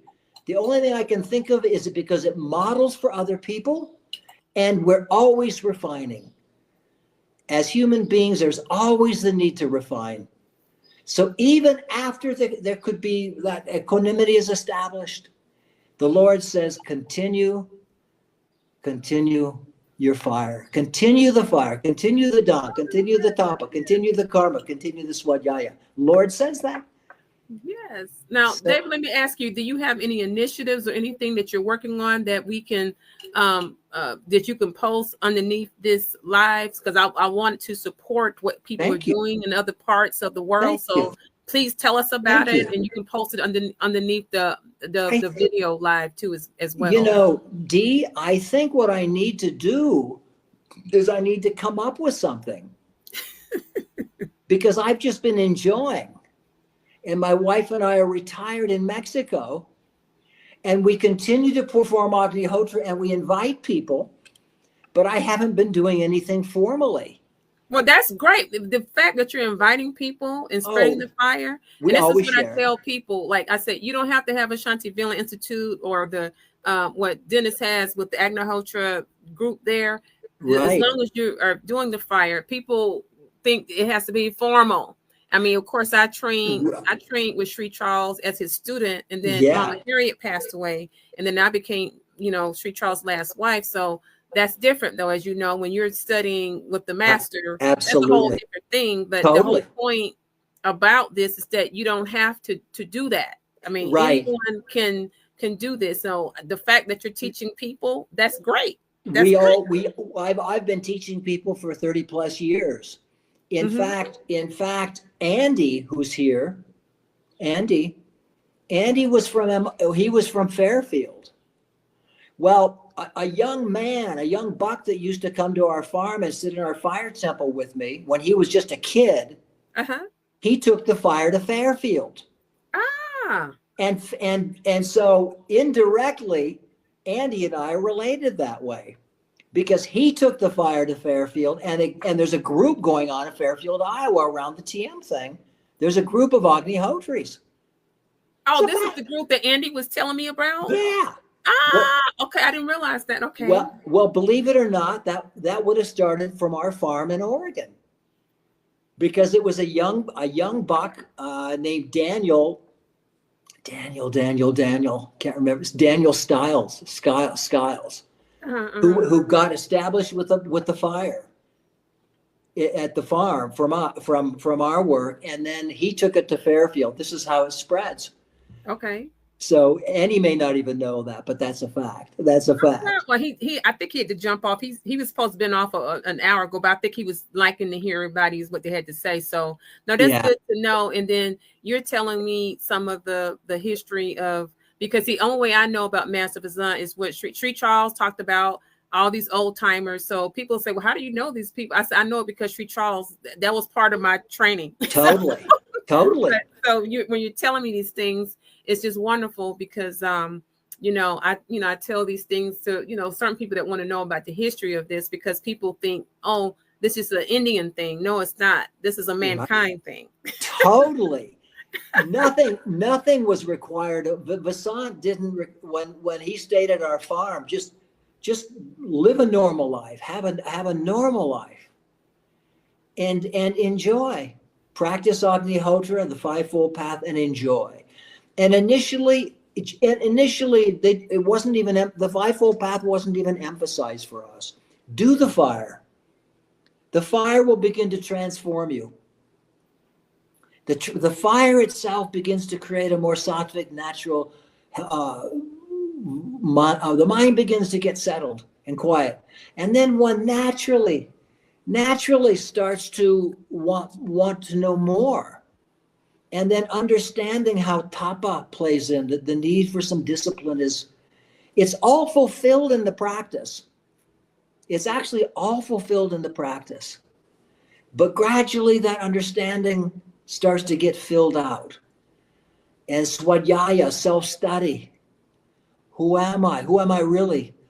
What's our purpose here? Is it just to eat, drink, and be merry and procreate? Is there something? Are we evolving? And what are the principles of how to evolve best? And knowing that evolution, as we evolve, higher the evolution, higher the happiness. Mm-hmm. Yes, there's suffering along the way. There's purification along the way. There's karma we have to deal with. Purification is just karma. Yes. But gradually, as our suitcases get lighter and lighter and lighter, the happiness quotient, happiness goes up like that. It happens, huh? And we naturally begin to ask the question, what's our purpose and what are we really here for? Oh, yes.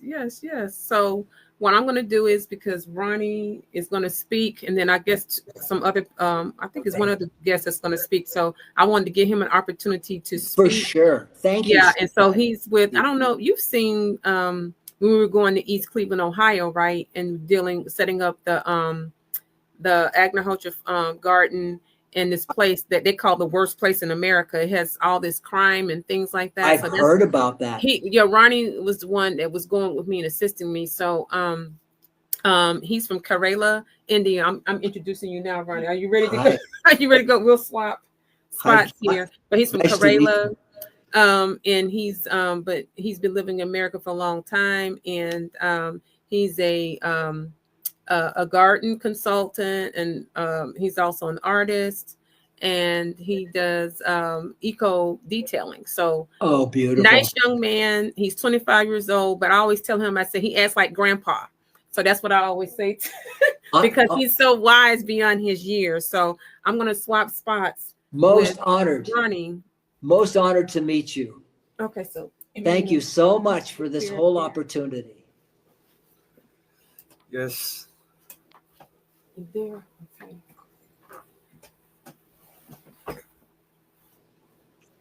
Well, it's an honor to meet everybody, today.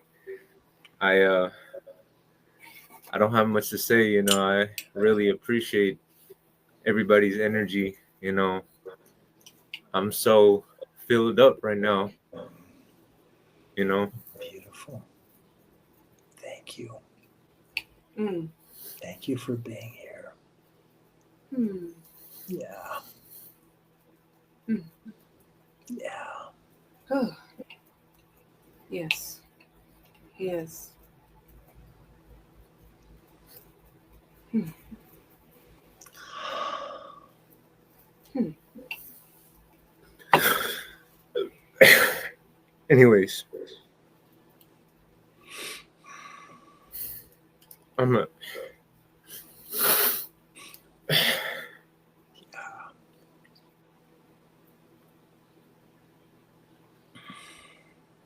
Hmm. Silence is golden.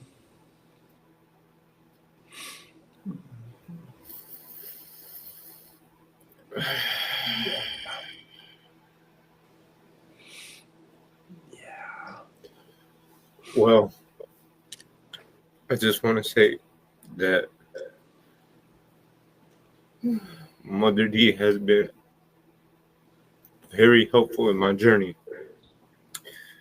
and I come from a place where everything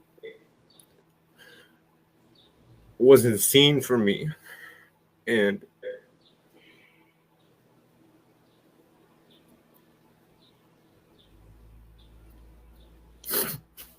I feel it in my core.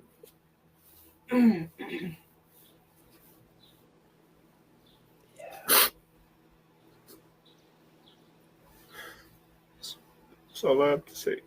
Okay. Oh, sure.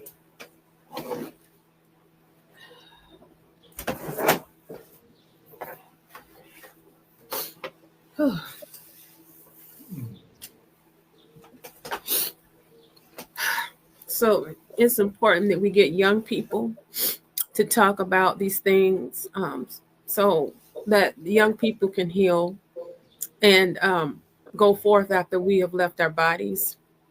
So I wasn't expecting that response from Ronnie. He's very humble. That's why I call him old man. He does a lot of things without being asked, and it's been very challenging since Sri Charles passed away, and and there's been a lot of concern for these communities that have been struck with pollution. Is And in America, we have Flint, Michigan, and of course in Conyers, where the biolabs fire happened right up near me. A lot of these poor neighborhoods, people call me, and I'm only one person. I can't do these things, but Ronnie is the one that goes with me. So many times I'm crying, concerned about what's happening. And I'm here to say that we'll be doing even more work, because it's not right that all this pollution is dumped in these neighborhoods, and these areas don't have clean water. Flint, Michigan still doesn't have the water right, even though they'll tell you that. We went to Jackson, Mississippi recently, and it's still bad. So we do these things, and what you were saying, David, is not glamorous. We're doing all these behind the scenes things, and Andy was talking about these things too. But it is concerning that some of God's children are just cast to the side. And so I didn't even think I was going to be saying these things on World Agnihotra Day. But it is important that these neighborhoods are supported, and that we continue to support them. And just for myself, I'm just thinking now, if anybody would like to donate to what we're doing, because we don't have a lot of money. People think, oh, Shanti Feelings Stew has a lot of money. We've never had a lot of money. We've always been grassroots. And so for East Cleveland, Ohio, we were contacted by a Yoruba priest, Fred Richmond, who recently passed away, for those that follow my page.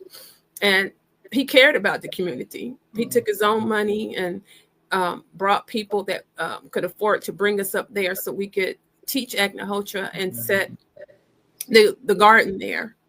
And I've often said, if someone is told that the community is bad, they think that they're bad.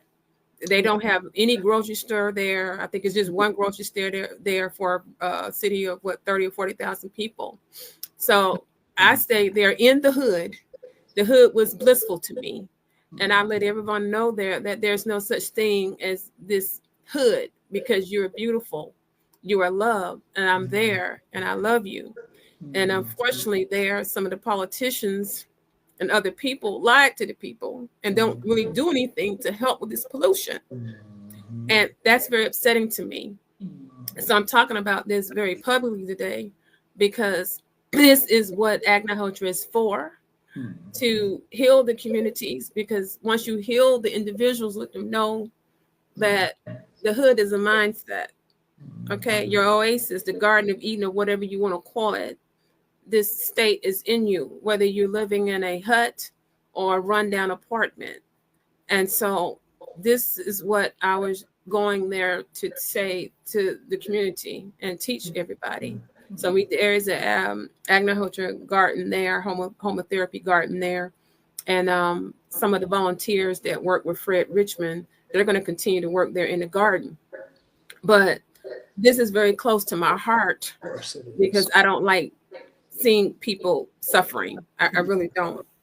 So on World Agnihotra Day, that's why I said to you, David, I don't care if you're just telling it to people that you know, some new people. It's important that we spread this to a lot of people. And then I see Dennis with the Om Shri band. He's using music to bring the fire there. We have to take whatever gift wave that God has bestowed upon us and use it to spread the fire. And so I like to be around young people. And my daughter, she's 35, and she often says, Mom, you got all the young people around you. That's how I stay relevant and I can hear what's going on. Because young people may not want to hear from me. They may consider me some little old lady sitting up eating vegetables in this little country house, So out of our location in Conyers, we got this property 6 years ago, because Sri Charles always wanted to have a smaller location. We're about 2 hours, 20 minutes away from our main 13-acre farm in Tuskegee, Alabama. And we're continually doing renovations there, because Sri Charles built a lot of old structures are old, and we're slowly renovating there. But at this location, we're set up outdoor retreat. We have 2 gardens, a meditation circle. We have a yoga deck. And we teach, of course, gardening, Agnihotra. We're going to do our Earth Day event, as we said earlier, on the 19th, and have an eco art, music, spoken word event. And we'll be doing lots of fire. So I try to come up with different ways, and Ronnie helps me in which we to connect to people in different ways. So David, earlier you talked about the fivefold path. So often when I do Facebook Lives, I say the fivefold path, but I use different examples. Yep. So recently, I think I had and you may have seen it, David, I had a post up saying we must love the rapists, the murderers, and the drug dealers.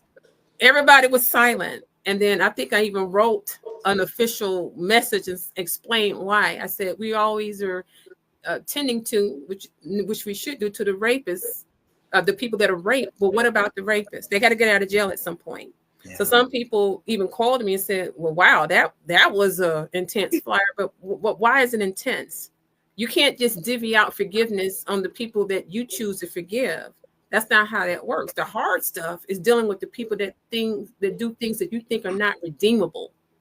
And who are we to say what's not redeemable? Okay. Yeah. So I come from having to work really hard to transform myself. Years and years ago, I was a prostitute. You hear me? So I'm saying these things, and this is what I said in East Cleveland, because I had to work really hard, okay, to transform myself. I experienced childhood trauma, and that led to what I was doing. I was miserable, wanted to kill myself. So I'm saying these things very publicly, and some people said, well, you shouldn't be saying that because you're Shantiville Institute. I said, Shantiville Institute represents all the people. Beautiful. So I'm like, what are you talking about? So anyone listening to this, understand, I don't care what you're doing. If you're on the street, if you're nearby here in Conyers or Tuskegee, please give me a call. It's not about where you are now is what your intention in staying in present moment. You don't have to stay there. So when I see people that are suffering, everybody has different ways in which they can suffer, but you can transform. You can transform. So the thing is that there's deep hurt that can be healed. So I have no problem admitting this thing. I had even been told what happens if someone finds that out, then they throw them in your face. They can't throw anything in my face that I have overcome. I said, so there is no shame, because I transformed myself from that. Okay. I healed all that trauma, forgave everybody, and most of all, I forgave myself. Beautiful. And so by the time I got to street trials, I had done most of the hard work, and I was ready for the teacher, for the master.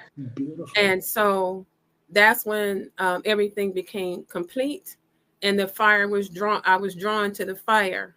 I was doing at that time, we were setting up a community garden in the city of Lithonia. Wow. And the woman whose nonprofit I was volunteering for said, oh my gosh, I met this man. He's talking about this fire. He's doing this. And, you need to come see him. He's like a holy person, I think. I said, who are you talking about? She said, yeah, this black guy that lives in this farm and he does whatever. And so when I met him and his wife, Mama Harriet, it's like they had known me for a long time. They were waiting for me. And I kept looking like, why are they looking at me like this? Beautiful. So I went the first time. I was like, okay. Then I went again. Then I just kept going. He never said, hey, you're formerly my student, but that's how it started. I just was trying to become a better person. Beautiful. So the fire for me transformed me beyond anything that I would have thought of in my little intellectual mind. Okay, so a lot of what you said, David, I understand.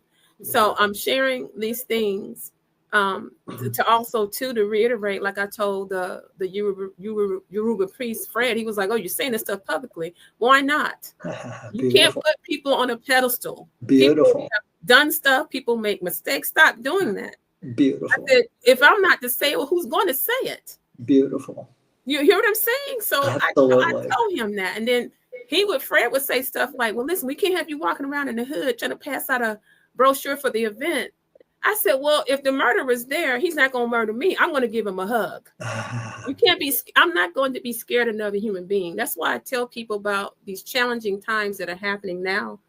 Listen, you cannot be hating any government official, no president. Why are you hating? Yeah. They need to be supported, and so they can get their understanding. That's why somebody said, well, you don't discuss politics. I said, because we're human beings first. Beautiful. If you're a human being, I love you. That's the only thing I need to know. Whether you reciprocate, it doesn't matter. I love you. This is what the things that we need to talk about. We make things so complicated. So that's why I'm saying it again now. That's what I came from, and this is who I am now here in present moment. So I will post a link, and people often tell me, you don't post enough links to donate, because we're taught the Agnihotra is free. But for me to travel and do these things, I do need to be supported. Yep. And I don't ask for the support enough. Everybody always said, you don't ever ask. And so that's what we're doing. We're traveling to different places where they're doing the pollution and things like that. And I think when Rajamali, the Avatar's grandson, we had a Zoom call, I talked about it. I was like, this is what we're doing. So that's the way I know how to serve, because I've never lived in a hood, or anything like that. However, I know that in these neighborhoods, then there's no support, and that makes my heart cry. Of course. So that's what I'm doing. And so anyone that is watching, you can reach out to these people. They're my Facebook friends. I don't know. I've only met Tenisio. Tenisio had me a guest speaker at the Black Sustainability Summit for one of his sessions. He's the only one that I've met, and I've never met Andy. But these people are brothers in my heart through the energy. This is why God was like, here, do this. I thought it was going to be 1 or 2 people. God said, no. talk to these people. Da, da, da. Everybody was picked by God. Okay. I'm telling you, all these speakers were picked by God. I was like, oh, okay, whatever.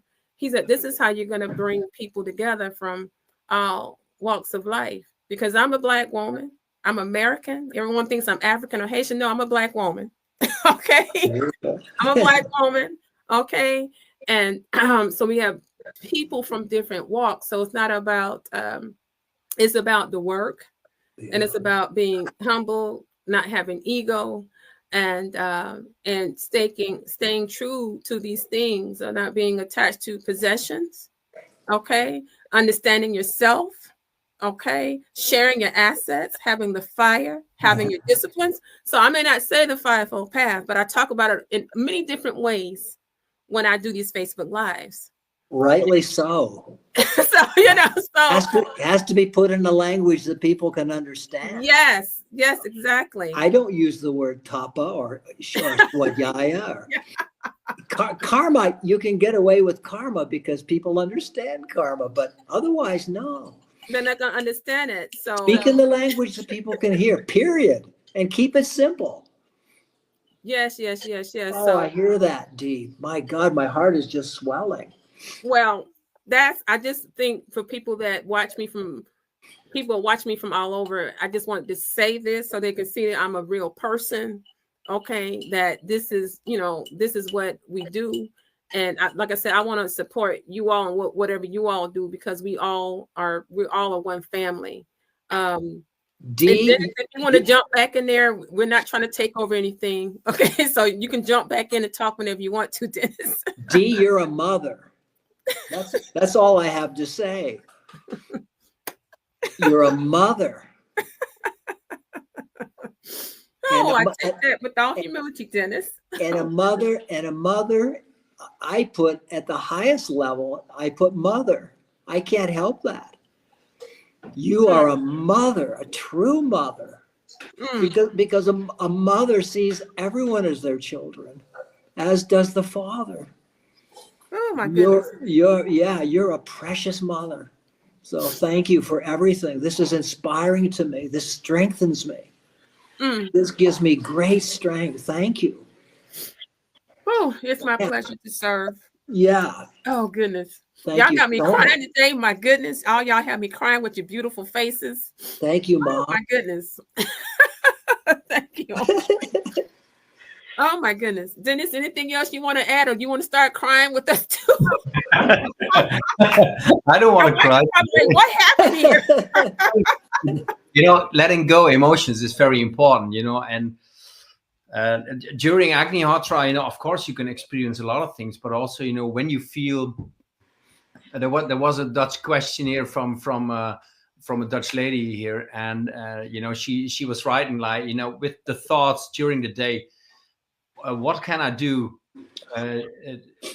with Agnihotra to stay in myself, to be balanced, And I think what is beautiful is that a lot of people, they do Agnihotra, and of course you can lit the fire and that's it, or meditate, but fire is transformation. And even if you have questions or situations, and you don't have the answer immediately, what you can do, they always say, put your question or your misery or something at the feet of a teacher. That's what they often say in teachings.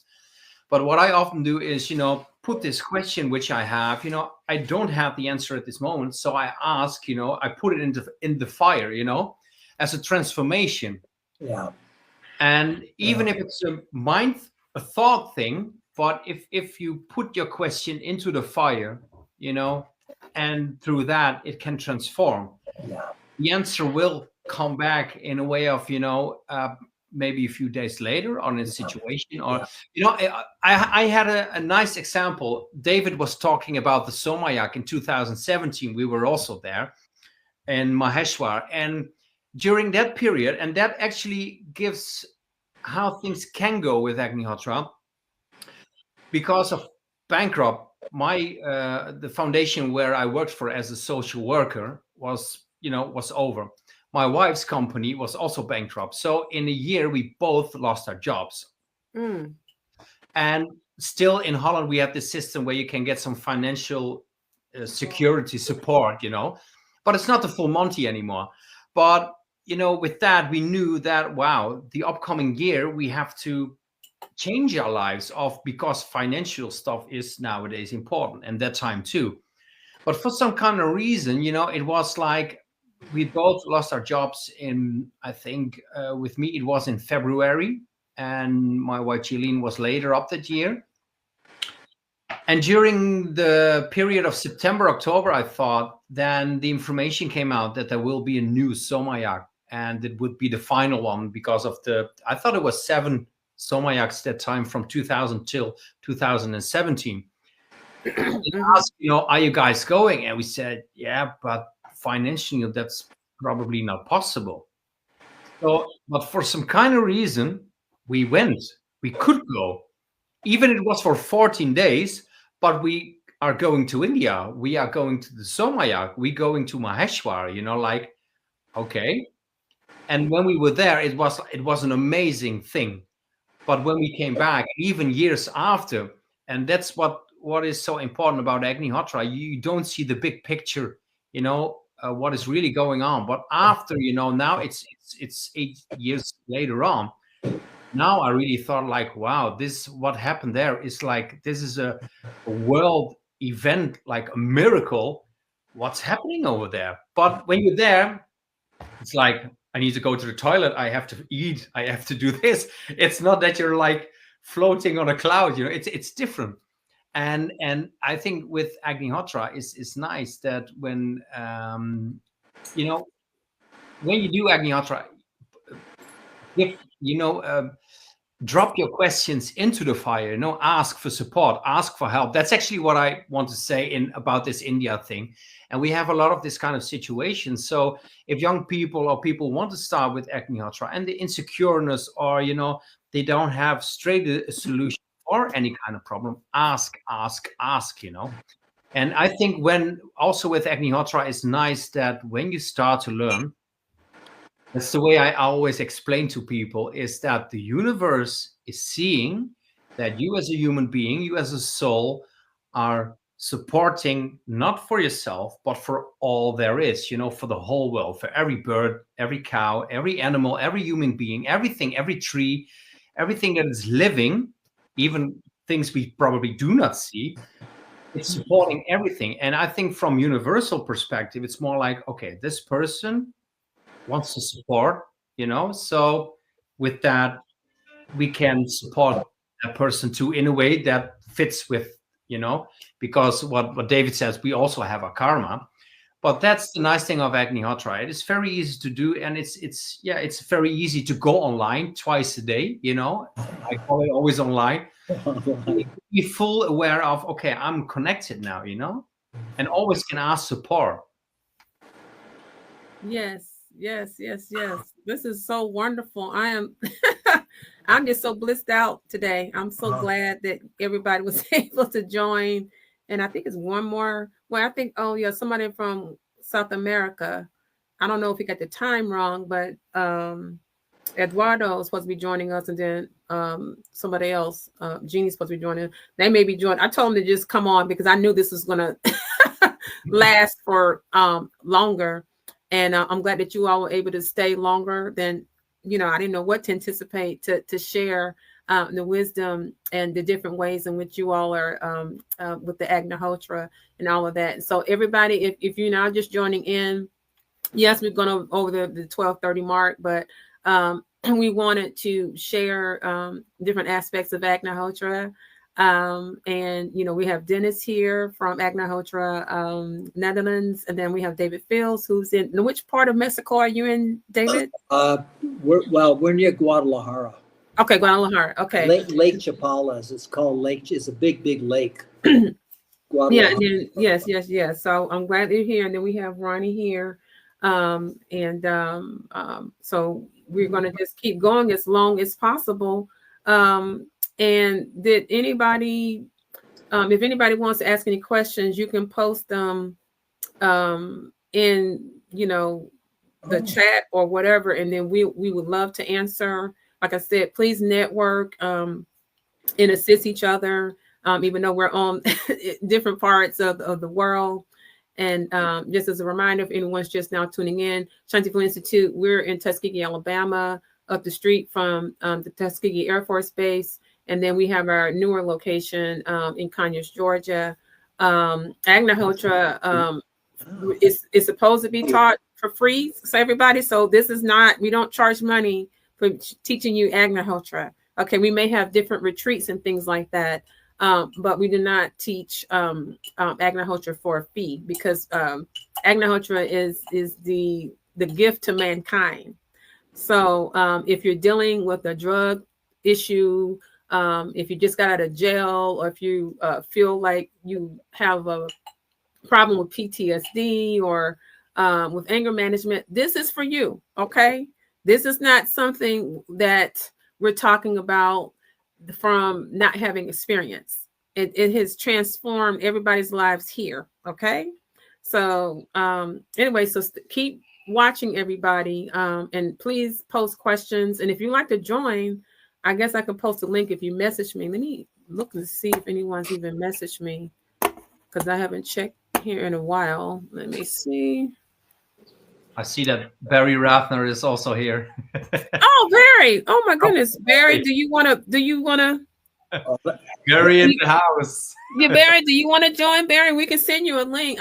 Are we Facebook friends? Barry, do you want a link to join us? That would be great to see Barry online, since he was my teacher. Oh my gosh! Okay, let me see if I can. Hold on a second. Dennis, I thank you. Good, nice to meet you. I had heard about you and your wife, and you have a band, right? You're a musician.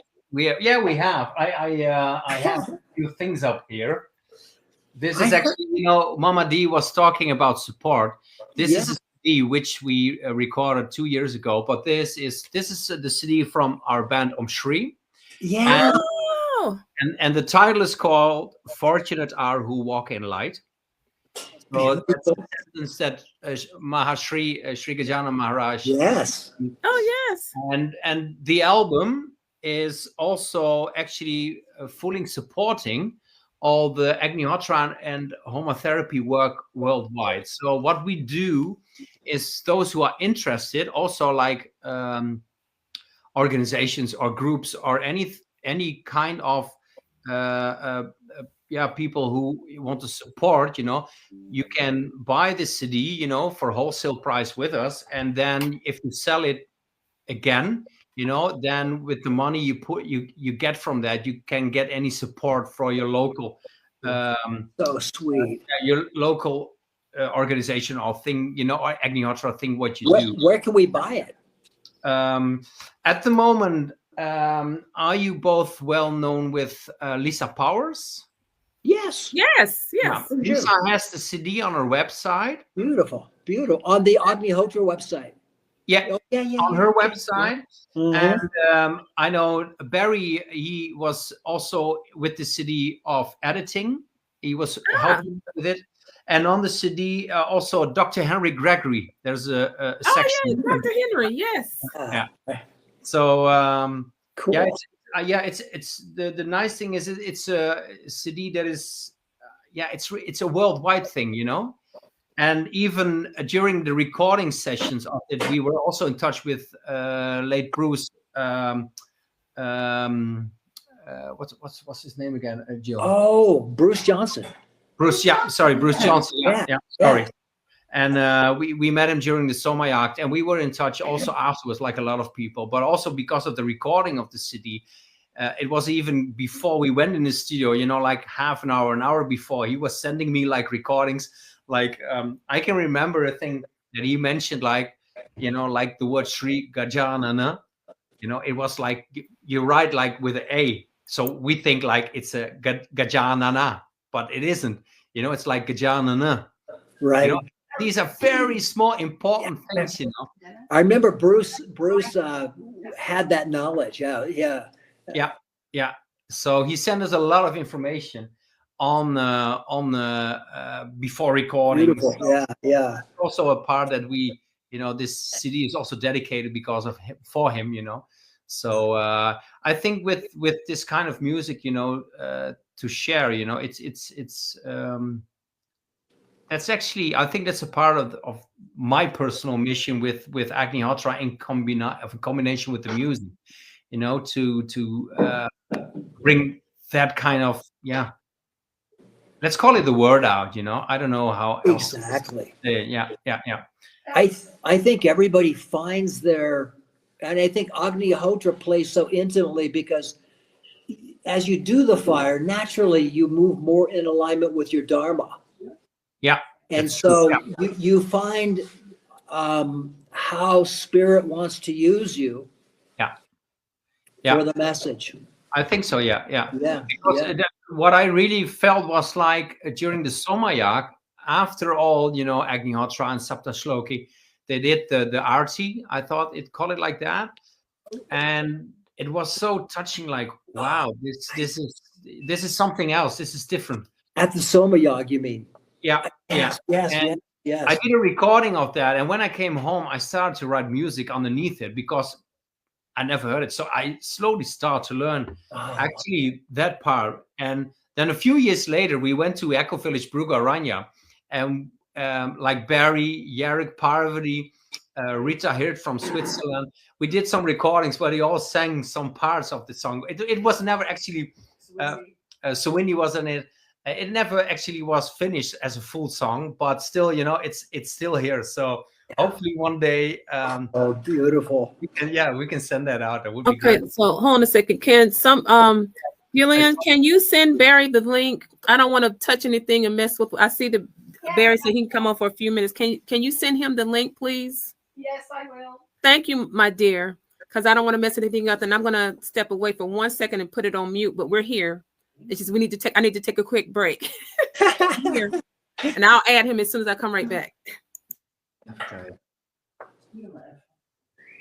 Oh, this is just lovely. Here is Barry. Welcome. My goodness. What a heart song. What a heart song today. Wow. Wow.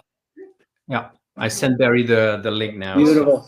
Yeah. So the young man from Kerala, can you share your name one more time with me? Your name? Sorry, it was on mute. Oh, can you share your name? My name is Roni. Ronnie. Yeah. Yeah, you're you don't have to say much when your heart is overflowing like that. Yeah, You don't have to say anything. I just, you know, had felt so much energy at that moment of time when I got up. So it's very important to be able to share all this information. And I know that I'm fairly new to the process, but I'm not, you know. And Mama D was really able to give me guidance and assist me on this journey. But I will let Barry talk. Okay.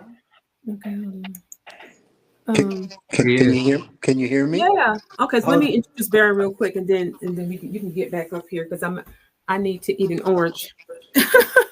So now we've got Poland represented here. Yes. Okay. So Barry, I feel like I know you from what every Sri Charles has told me. So all I can say, Barry is someone that's been doing Agnihotra for a very long time, and he studied with alongside Sri Charles and other people with Sri Charles, and that's the introduction that I know. I know that you've been dedicated to the fire for a long time, and I'm so happy to have you with us today. And that is your introduction. I will turn it over to you, Barry. You can introduce yourself and share your experiences and talk for as long as you want, because now this is turned into, I guess, a conference now, an Agnihotra conference, I guess unofficially.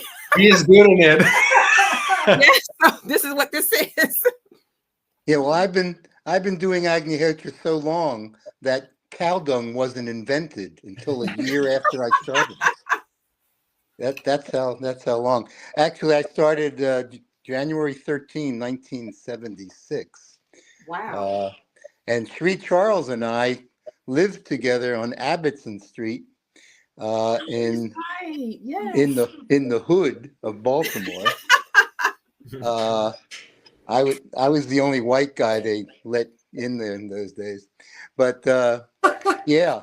And then David and I met 1990 or 1991 when I came to his place in Oregon, and for a long time he was my longest, what do you call it, longest running student, let's say. And then Dennis, we were doing a fair in Holland. Somewhere around 2011, I think. Yeah, that's right. Yeah. And this is a funny story, actually, because we got a little bored in the booth. So I sat out in front of the booth doing Om Trumbakam Yajna. And Dennis and Jillian walked by and said, "What's this? What's this?" And for the longest time, they kind of thought that I was Sri Vasant. It's true. Yeah. So, I didn't want to tell him otherwise because, you get certain perks, but no.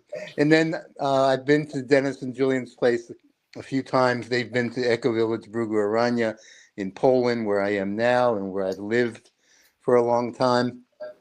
And and actually, just to show you how things are going, I got an email from somebody this morning who wants me to address 200 young 4th grade through 9th grade students in India tomorrow morning about Agnihotra. So it's really happening at a rapid pace, and which is good. Why? Because when Sri Vasant told us in 1970s that the world would become I don't know how to describe it, hazardous, out of control, this, that. Well, no one needs convincing anymore, right? And we're still saying the same thing. Try Agnihotra for 2 weeks. Sunrise, sunset, 2 weeks. That's that's 28 Agnihotras times 10 minutes each, 280 minutes divided by 60 is like less than 5 hours. So if somebody wants to know what this is all about, invest 5 hours of time over a 2-week period, and the chances are excellent that you will know. And because we say believe what you experience, then you'll have that experience. So I think you told me, Barry, I think you told me 6 months. But I think probably because I was a hard nut, and it was 35 years ago or whatever, or 30. Yeah, 30 you were a walnut. That's true. And but I did it. I did it religiously. Yeah. And then you taught me the Triambakam by taking me to a bookstore where you were giving a demonstration and asked me if I would chant this mantra while you were have a fire going while you were doing the talk at this bookstore, and I ended up having to learn, and I had a book, Vasant's book, and I ended up at the end of that hour, I think you went on for about an hour, so I was chanting the whole hour, and I ended up knowing the Mahamrityunjay mantra after that. Yeah. That's how I picked that up. So anyway. Yeah, well, it's all really connected now, and even as much as we think we know, Orion and messages from Sri Vasant make it clear that there's more than meets the eye. There's more than meets the eye with all this, and that's good, because what's meeting the eye these days is not too pleasant in the world, and even in Poland, which until about a week ago was a pretty safe place, and now they're lining up on the border with Ukraine and Belarus. So there's no place to hide. Yeah. So we do the fire. Andy Topel, He's been here a couple times. He's been in Ukraine for 4 trips. He's there as we speak, I believe, doing Agnihotra. He's from Iowa, from the Fairfield, Iowa Agnihotra group. And I have, so what else? And what else would someone like to know? Anything? Oh, whatever you want to share. Tell Parvati I said hello. I've never met anybody, but I feel I know everybody. Because everybody's like, how do you know everybody? Because Sri Charles told me about everybody. Well, because I'm having dinner with Parvati in 7 minutes. Tell her I said hello, even though she doesn't know me. Tell her I know her. Bring her on. Yeah, well, she would freak out if I brought her on without advance notice. Well, yeah, tell her she can come on because I mean, I have a feeling we're going to be on here for a while, so I would love for her to come on. Okay, I'm just gonna walk outside, so it's gonna be a little dark, and I'll go into Parvati's kitchen, and in a diplomatic way, I will let her know that it's Saturday Night Live. We're having an Agnihotra party. Yeah. Okay, let me find my shoes. Dee, I had heard about Sri Charles for years. Oh, okay. Yeah, I had heard about his work down the south for years. Okay. Yeah. I didn't know he was always like, well, he said, I don't know. I'm just here to do the work and just, he's like, and plus he traveled. He went to Africa and different places and taught too. Yeah. Amazing. It's great. Since I go to Africa pretty much every year now, because my son and grandchildren live in Cape Town, South Africa. Oh, okay. Wow.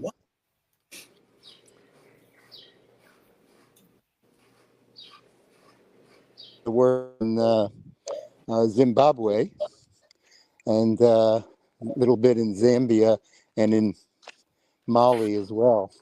So Mali, okay. yeah. Okay. Okay, I'm almost at Parvati's house. So if you hear any screaming, not to worry. This is important. Dee, You're so funny, Barry. Dee, I love the way you improvise. Well, you got to improvise when you're teaching the fire. You got to pick up cow poop. Definitely. Yeah. Okay, improvisation is important. Here we go. Okay.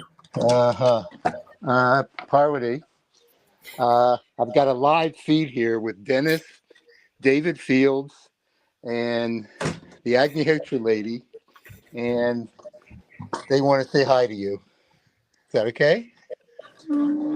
I told them if you screamed that the dog would be upset. So just told them, Hi. Happy Agnihotra Day. Yes. Too. Yeah. Yes. World Agnihotra Day. Yes. Blessings, It's so nice to meet you. I've heard so much about you from Sri Charles. I feel like I already know you, Parvati. Oh, thank you. I can't see because it's a tiny little screen. Okay. Is it your phone? I don't know why it is so small, but anyway, I'll bring you closer anyway. Yeah. This is your kitchen. Yeah, it's my kitchen. What time is the fire now in Poland? Oh, we already had it. I figured you did. Yeah, sunset was about 5:35. That was in like exactly an hour ago. Oh, okay. So it's after 6. Sunrise is like 6:05 in the morning. Okay. Agnihotra lady. Oh, is that? Yeah, in Alabama. Yeah. Yeah, I was married to Sri Charles after Mama Harriet passed away. I don't know. I think you knew about me beforehand. Oh, I knew him well and loved him. He was wonderful. Yes. Far out. Yeah. Far out. Okay, we're gonna have our dinner now. Here's a Polish pierogi, if the camera's facing the right way. Vegetarian pierogies. Sometimes they aren't. Of course, ours are. Barry, So, where do you do the fire there?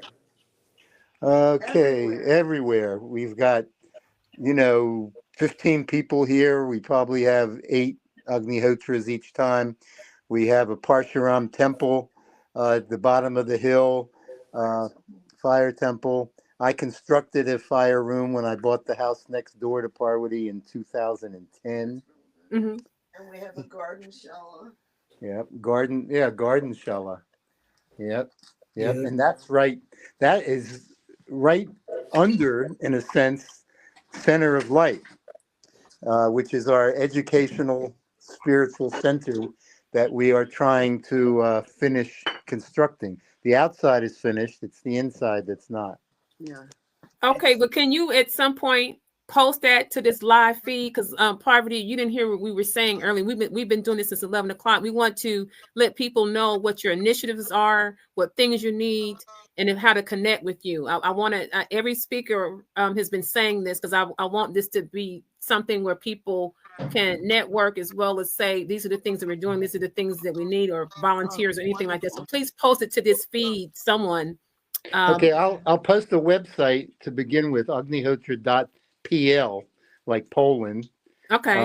And then everything's there if you follow the menu. And Okay. And I'll try to send you some stuff too. And Do we have their contact email? I don't think we do. Can we get? Yeah. My it's the same. My email is shantivillainstitute@gmail. Okay. That's the main. That's our main email. That's wonderful. Yeah, I was there. I was there too. Really? Yeah. Oh yeah. Parvati and I met in Long time ago. 1975. No, not possible. I wasn't doing Agnihotra. I just started. Yeah. I Okay. told them that we started the 1 year before cow dung was invented. So the first year was rough. Okay. Good night. Good day. Thank you. Love you. Thanks for Thank showing you. up. God bless. I would love to be in touch with you. I'm sorry. Who are you talking to? You. You're talking to The Agnihotra lady. Oh, okay. I think we're friends on Facebook. If not, let's friend each other, and then I'll give you my my phone number. Now, anyone that wants my phone number, I'll give you my phone number too. My personal cell phone number. Sure. Okay. Beautiful. God bless Om Shri. Om Shri. Bye-bye. Bye. God bless. Thanks for checking in, Barry. Okay. Yeah, thanks for inviting That was me. wonderful. You betcha. Bye-bye. God bless. Okay. Bye, Barry. Probably. Oh, this is Lisa saying something. Did we need to connect? Dennis's CD is available. Okay, Lisa, are we friends on Facebook? Okay, what I'll do is I'll message everybody with my personal cell phone number. Yeah. So y'all can have it, and you don't have to go through the email and to the main business line and all that kind of stuff. I think David, you already have my personal information, right? I'm sure I do.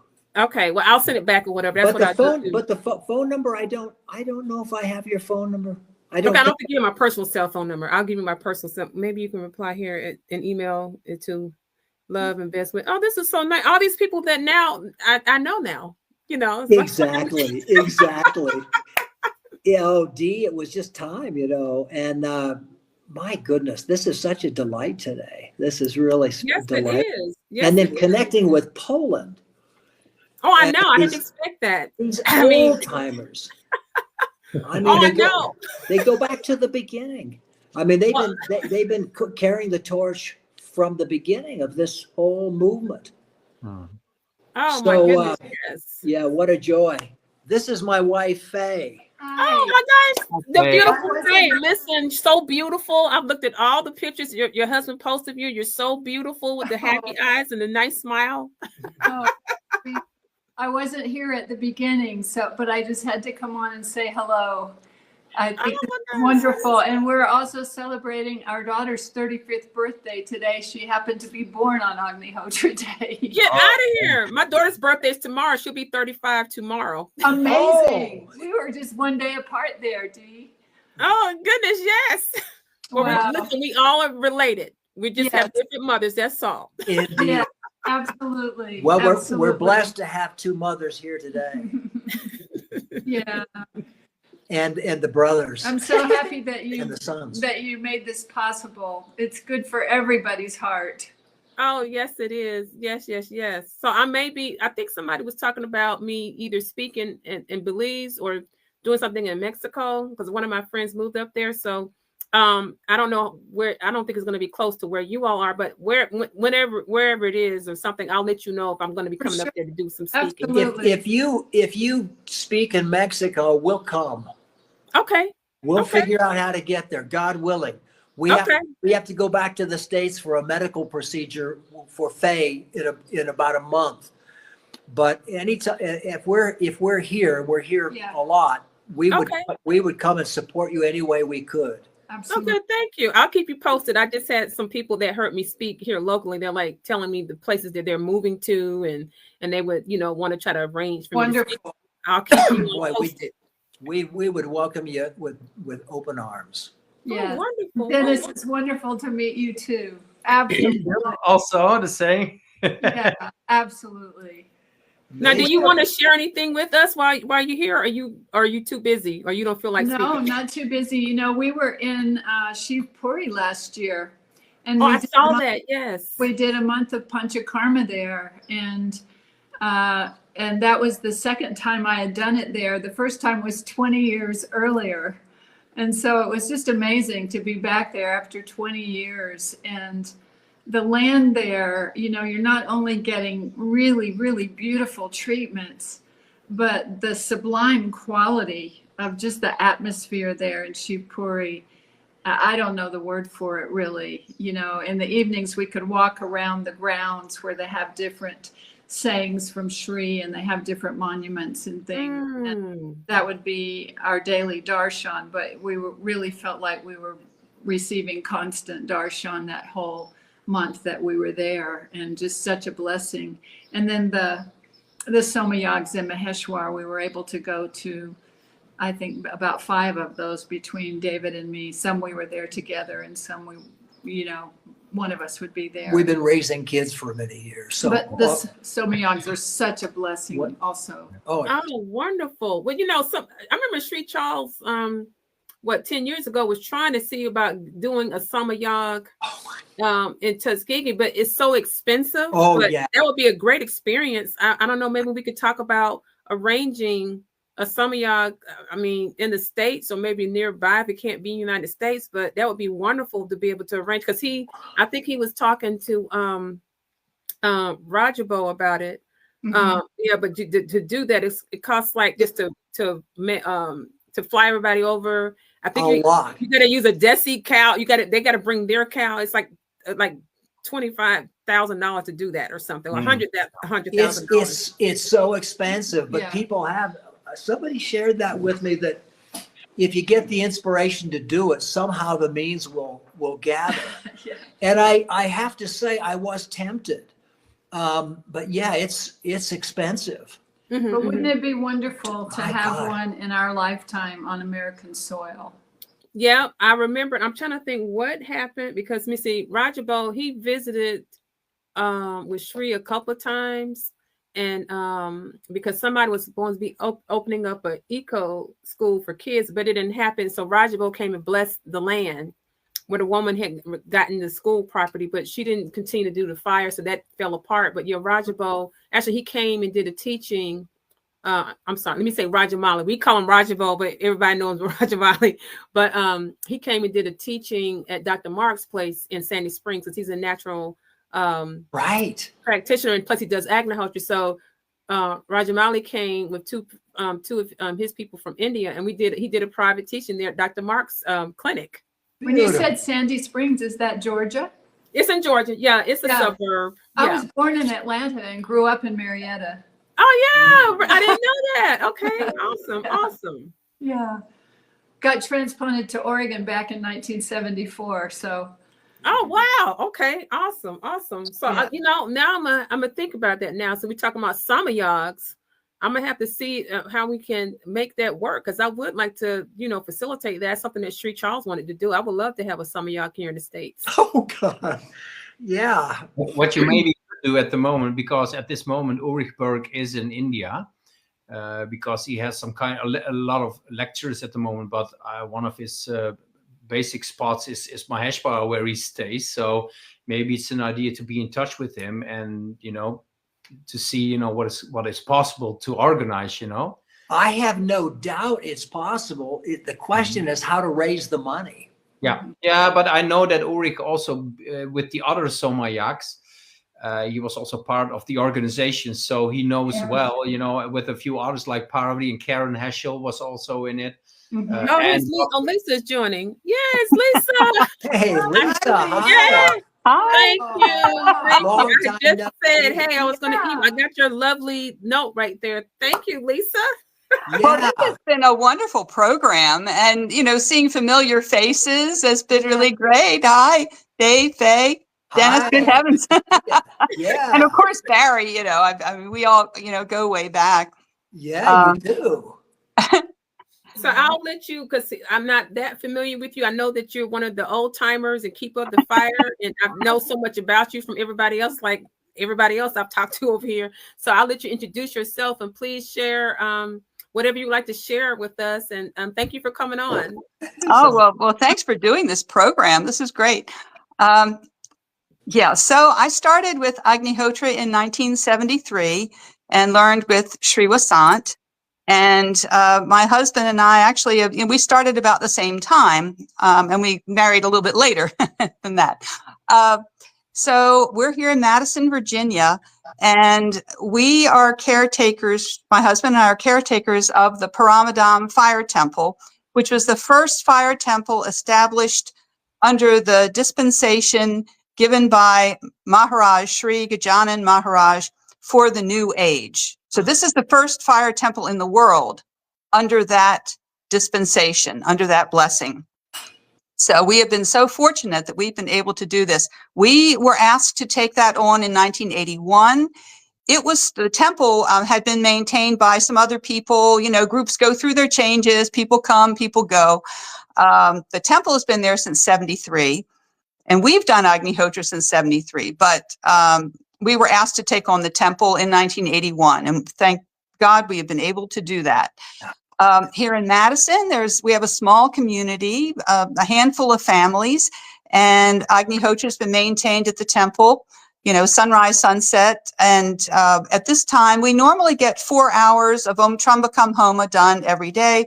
We get as many hours as possible of, the Yajna on no moon, full moon days. The Satsang newsletter is, the online newsletter is published from here. And we've just served as an information hub for many, many years. People come to visit the fire temple. Sometimes they come to learn more, to get more intense training about Agnihotra, fivefold path, homotherapy. It's just been incredible that we've been able to do this all these years. It's always been made possible to keep this going. I do a monthly Zoom meeting, and we do an Agnihotra presentation for the first part, but people are always welcome to join and share their experiences. I've loved hearing everybody's experiences today. That was really great. So people are always welcome to join, even if they don't really, they already know the particulars, the teachings. That's always great to come together. We definitely need more unity in these times. And that's what was so moving today in this program, feeling the connection. It's so wonderful to join with all the people around the world who are doing Agnihotra. My husband has the business. Our website is agnihotra.org, but my husband and I'm more in charge of the teaching aspect. And my husband does sells the supplies. And Dennis's CD is available at his website for supplies, which is agnihotrasupplies.com. Like a number of the people who've been on today, I did go through the training to be a certified homotherapy teacher. So I'm more in charge of answering the questions, replying to emails. I mean, when I think of what it used to be like back in the day when people would send us a snail mail letter, and then, you know, it takes a week or so for them to get the answers, and how long it used to take. Now everything is so quick. It's fantastic. You know, so we just feel very thankful that we're able to be here all these years and just keep doing what we're doing. We are, you know, we're senior citizens and, you know, it's been a long time, and we've met with people all over the world who've, you know, been doing this. When we've also, like some people mentioned, you know, I was able to attend that series of Soma Yags that was done in Maheshwar, and I've connected with people and have heard their healing stories and, you know, what Agnihotra has done for them. So I'm just incredibly thankful that, and I mean, you know, I met Sri Vasant in 1973, and that all these years to be able to continue all the wonderful experiences that I've had, and I've heard other people's stories too. Just to give one thing, hasn't really been talked about much, but I will share this about, we haven't really talked much about the protection of Agnihotra. And this is a subtle thing. You know, when we go out to teach Homa therapy, we may focus more on the scientific effects or more on things that can be measured. But when we're relating to people in a personal way, some years ago, my husband was getting ready for a trip to India, and a friend was driving him, and another vehicle T-boned the car, and the car rolled over, and the glass was shattered out. And anyway, people, of course, started gathering around. They didn't know if anybody had survived. And the glass was broken, so my husband crawled out through the broken windows. He was fine. I mean, they called the rescue squad, and they checked him out, and he was totally fine and went on his way. When the insurance adjuster saw the photos of the car, you know, and she's seeing these things all the time, right? She said, "Oh my God, who died?" She could not believe that anyone had survived that accident. So that's just one example of the blessings and grace that can be given when we practice these things, and it opens the door for grace and blessings to come into our lives. And I'm sure that everybody who's on here now and everybody who's been on today, you know, has experienced this incredible grace. And I know we're all just so profoundly thankful. Yeah. So if you can, underneath this live feed video, post all your information. Like I've been telling everybody, tell us any initiatives, any help that you need, because I would like everyone to know these things, no matter where you are. If you can post that, you've already said it, but if you can find a way to post it on the live feed, so that way people can see everybody's information in one spot. Will it show up in the comments? Yeah, that's what I mean. The comments. Yeah, if you can just post it there. That's what I've been telling everybody, and that way people can see it, and then they'll be like, "Oh, this is the person that spoke," and they can find you on Facebook or call you, you know, at the number or whatever like that. So that would be great if you can do that when you get. So just put it in the chat. Yeah. Okay. Yeah, and I certainly invite everyone to you know, the monthly Zoom meetings, and we have so many ways of sending out information to people about Agnihotra. Of course, we do in-person teaching, but we can also, you know, through sending materials, sending slideshows and things. We have a lot of different ways over the years that we've found work for, you know, teaching Agnihotra. Let us know the Zoom link, or we'll somehow connect on that. Okay, we haven't scheduled the meeting for March yet, but I'll be sure to email you that. This satsang is good. It's strengthening, and it's healing. And I think what you said, Lisa, about the need for unity, more than ever, this is necessary. And when two or more gather, there I am. And it magnifies that way. I don't think there's ever a time we've needed to be more unified and more committed in this process, ever. Yes. So we are stronger in numbers, and I appreciate that so much. I appreciate everybody here. I'm gonna have to wind it up. Okay. I have a doctor's appointment, but this is much more healing than this is the doctor's appointment here. The doctor is in. Yes, yes. Definitely. Thank you for joining us today. Thanks, everybody. And I guess unless everybody wants to still going on, I'm trying to wait for somebody from Colombia. We can either end it now or we can wait a little bit. Anyone else that wants to stay on, or I'm open. But thank you so much, David, and your beautiful wife. Thank you for coming in at the last moment here.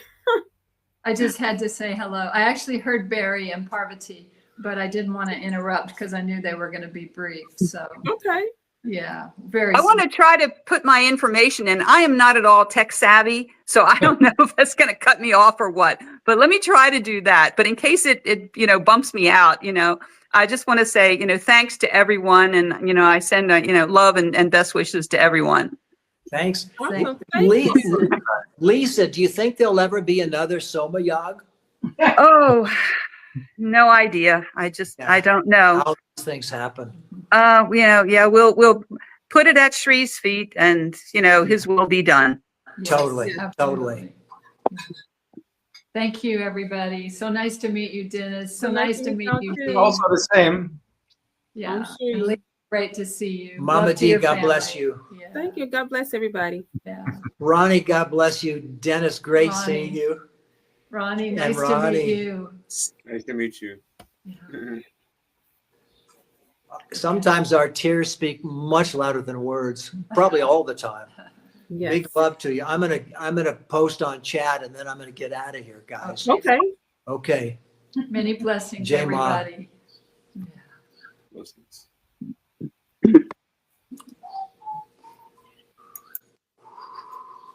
How do I post here? So Dennis, are you going to stay on for a minute to see if the gentleman from South America can join? Or are you? I am still here. I like Okay. it, and it's nice to talk and Yes. Okay. catch up. Like Family. catch up with unseen family members. Yeah. Yes. Okay. Yeah. So, do you want to? That's actually maybe a nice thing to say is when I had the book that Parvati wrote, Messenger of Sacred Fire. When I had it in my hands, the first time, it was really like a long lost family album with pictures and information. Like, wow, this for some kind of reason it resonates like that. I knew it before, from somewhere else or something else.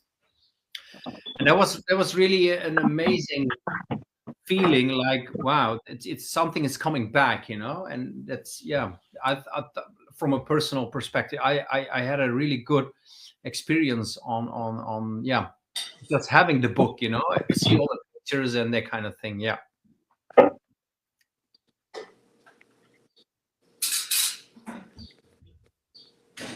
Okay. And there's that. Okay. J-Ma. That's it. I smell something burning, babe. Yeah. Okay. Okay, you guys, God bless. I'm out of here. All right. Thanks, David. You bet. You Bye-bye, betcha. everybody. Let's see now. How do I get? Okay, I'm leaving. Okay. Oh, I don't want to leave. I carry everybody in my heart.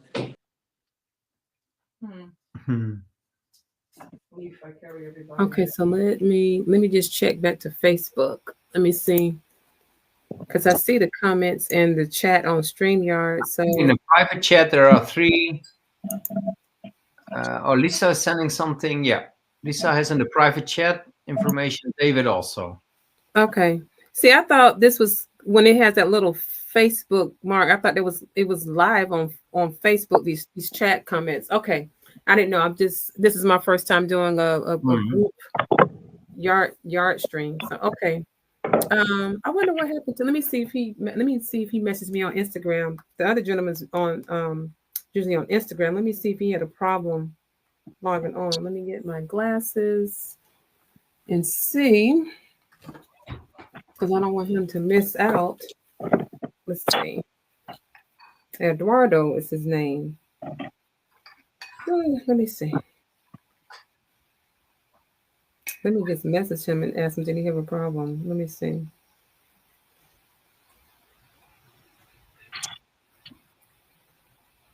Hi, oh. Hi, we're still online. Period. Did you have a problem logging on? Question mark. Okay, I don't even see him online on Instagram. Okay,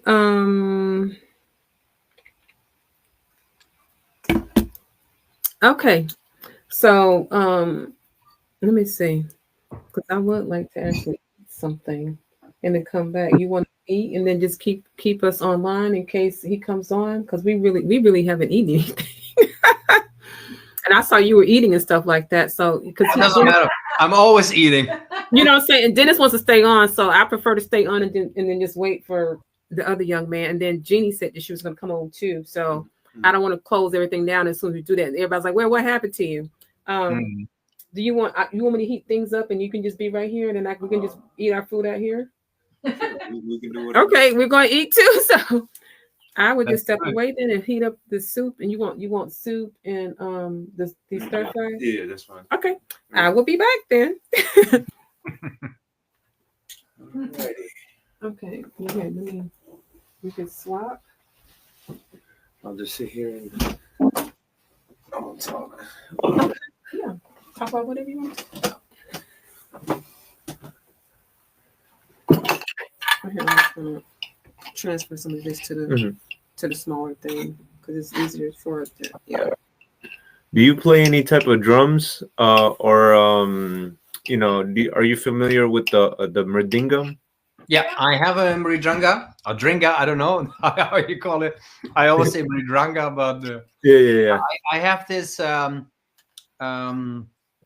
There's this company in India who sells now ahimsa mridrangas, and I have two of them over here. And yeah, I think they sound great, So yeah, there's a nice sound in it, and yeah, I'm happy with it.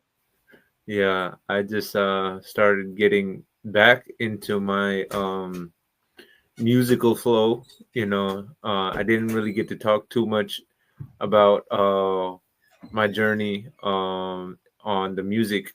I was always into music from a young age, but I didn't know how to express it into reality. I would always write music, and I lived in the United States until the age of 7th grade, and then my parents had sent my brothers and I to live with my grandparents for 2.5 years. So it was a very big cultural change going from America to India. Wow. And during that time, I always liked, the Western style of music. However, when I came back and I started, after 2 years, when I came back and I started doing music, I realized the music that I really like to do wasn't the highest vibration. Yeah. It sounded good. I had that understanding that, music is supposed to make people feel good, but it's also the content of the music itself, the vibration of the music. So I took a break.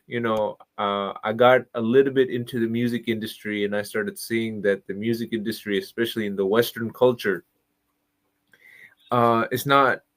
it's more than meets the eye, like David said.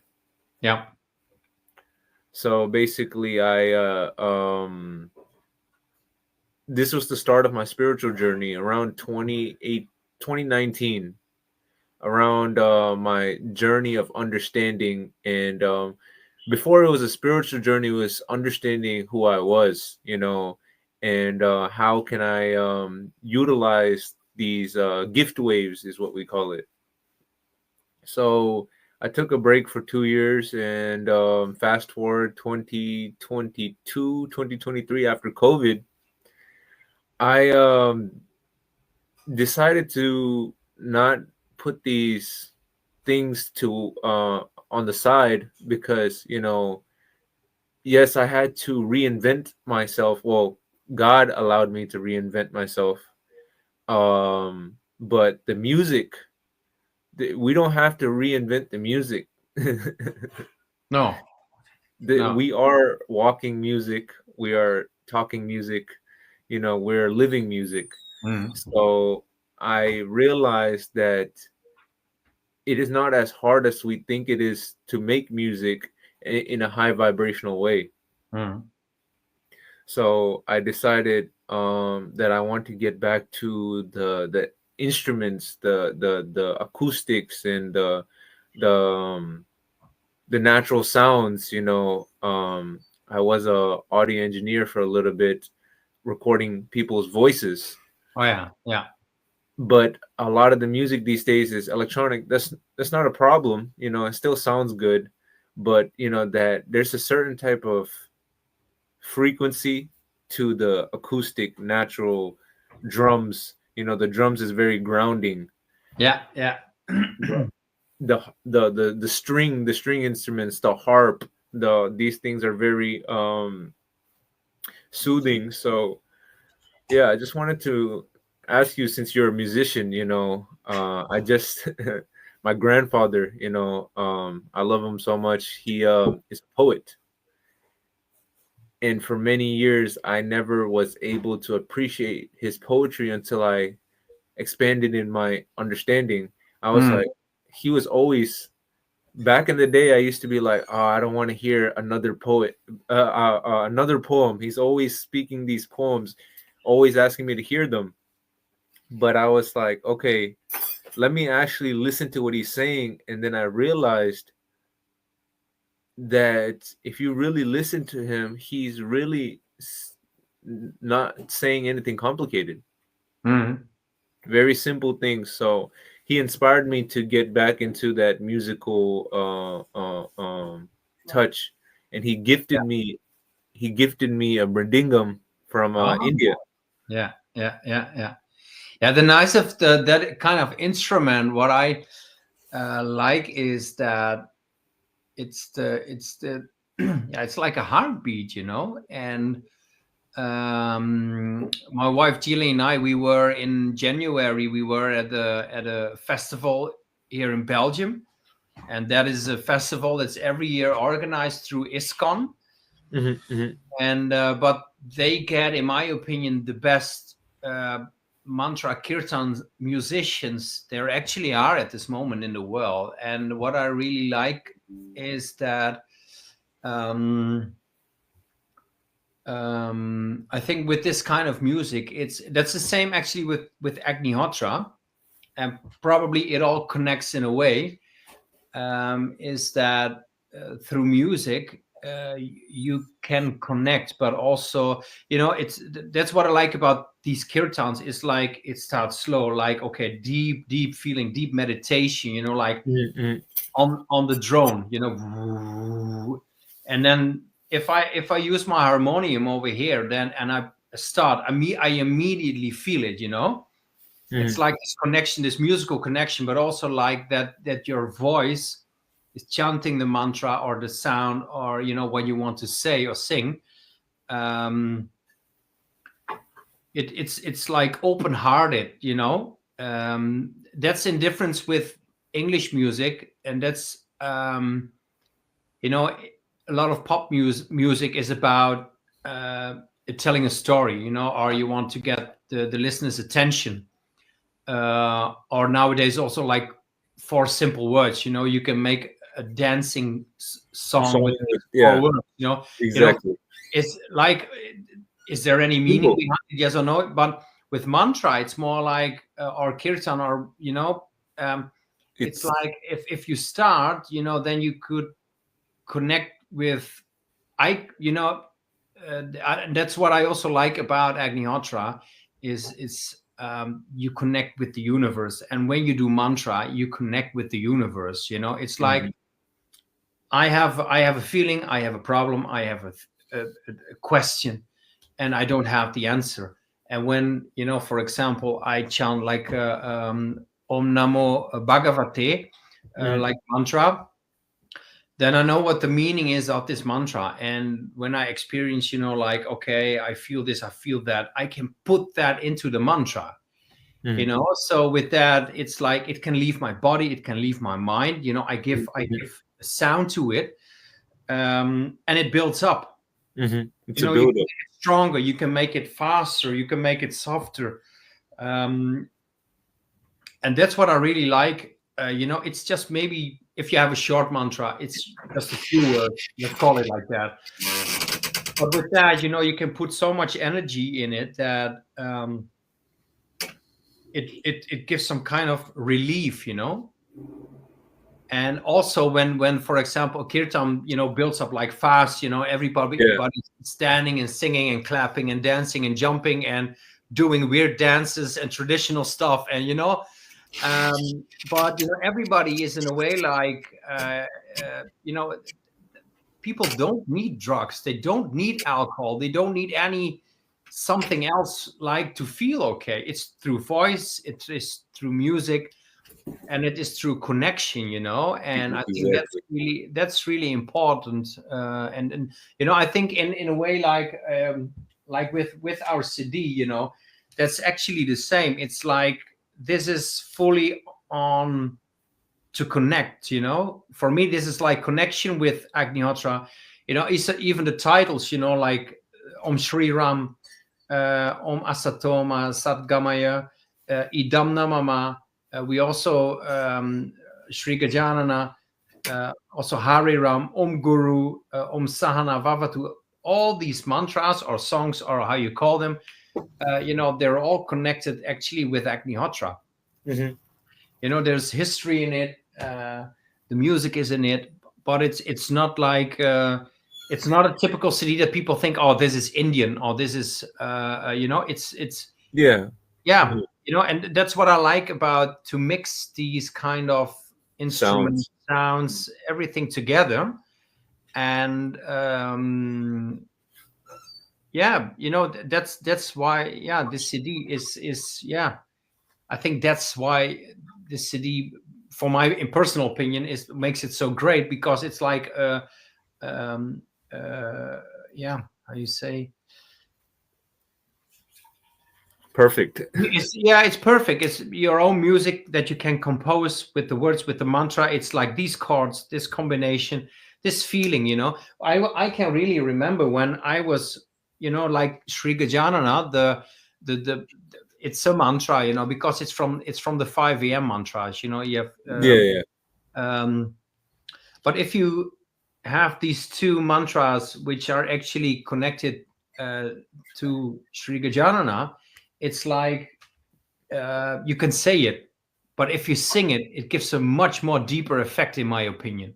And that's what I feel, you know. You can feel yeah, in the beginning I was really crying, because it's like a thank you, you know. It's yeah, about the Agnihotra fire, and that it came to us in yeah, it's in my opinion, that's why I also tell the audience, you know, it's like a big thank you.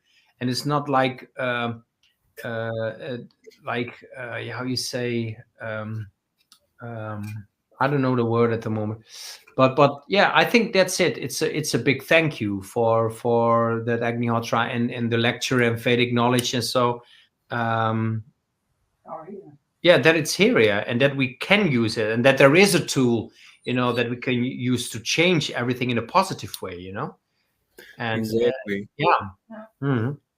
No, thank you for sharing that. And yeah, no problem. No, I really want to support y'all, and I want to get access to that CD, you know, because I was just you know, discussing with Mama D that we have to make some type of mantra CD, or some type of, what's it called? What's the thing called? The vinyl or something like that, because it's now come to a point where most people are influenced by music. Yeah. You know, on a high population scale. Many years ago, music didn't have the same outreach. So I feel like music will be a very big gateway for people to be introduced to Agnihotra itself. Yeah. You know, and that's why, you know, I like all type of genres of music.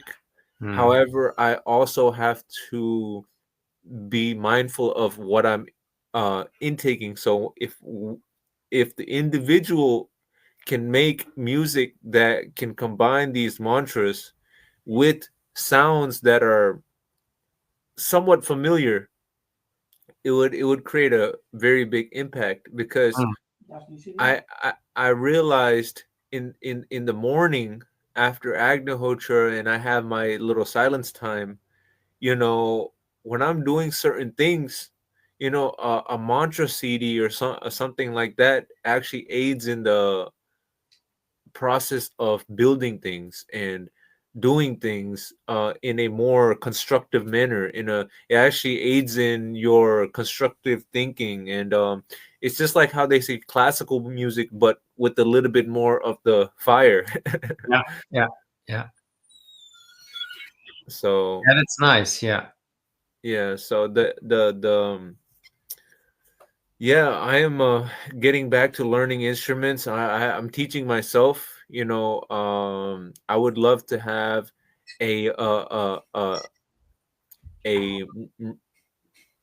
mridangam instructor, but there's so many videos on YouTube. That's how I'm learning now. I think personal, but I'm in America. There lives this Kirtan musician. Her name is Jennifer Harrison. She's officially from England, but she lives a lot in America. I think she's touring now in India and Australia.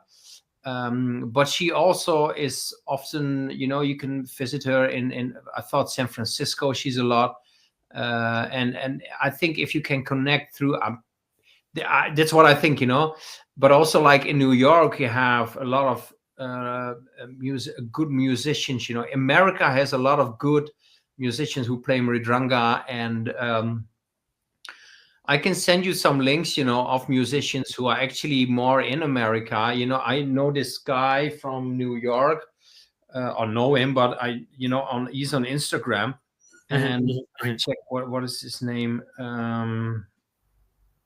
He's also a great artist in art.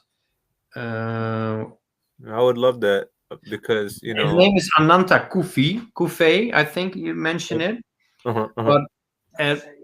But he's a really great mridanga player. But I think, yeah, if you get more in touch with these guys, then by being around, that's another thing.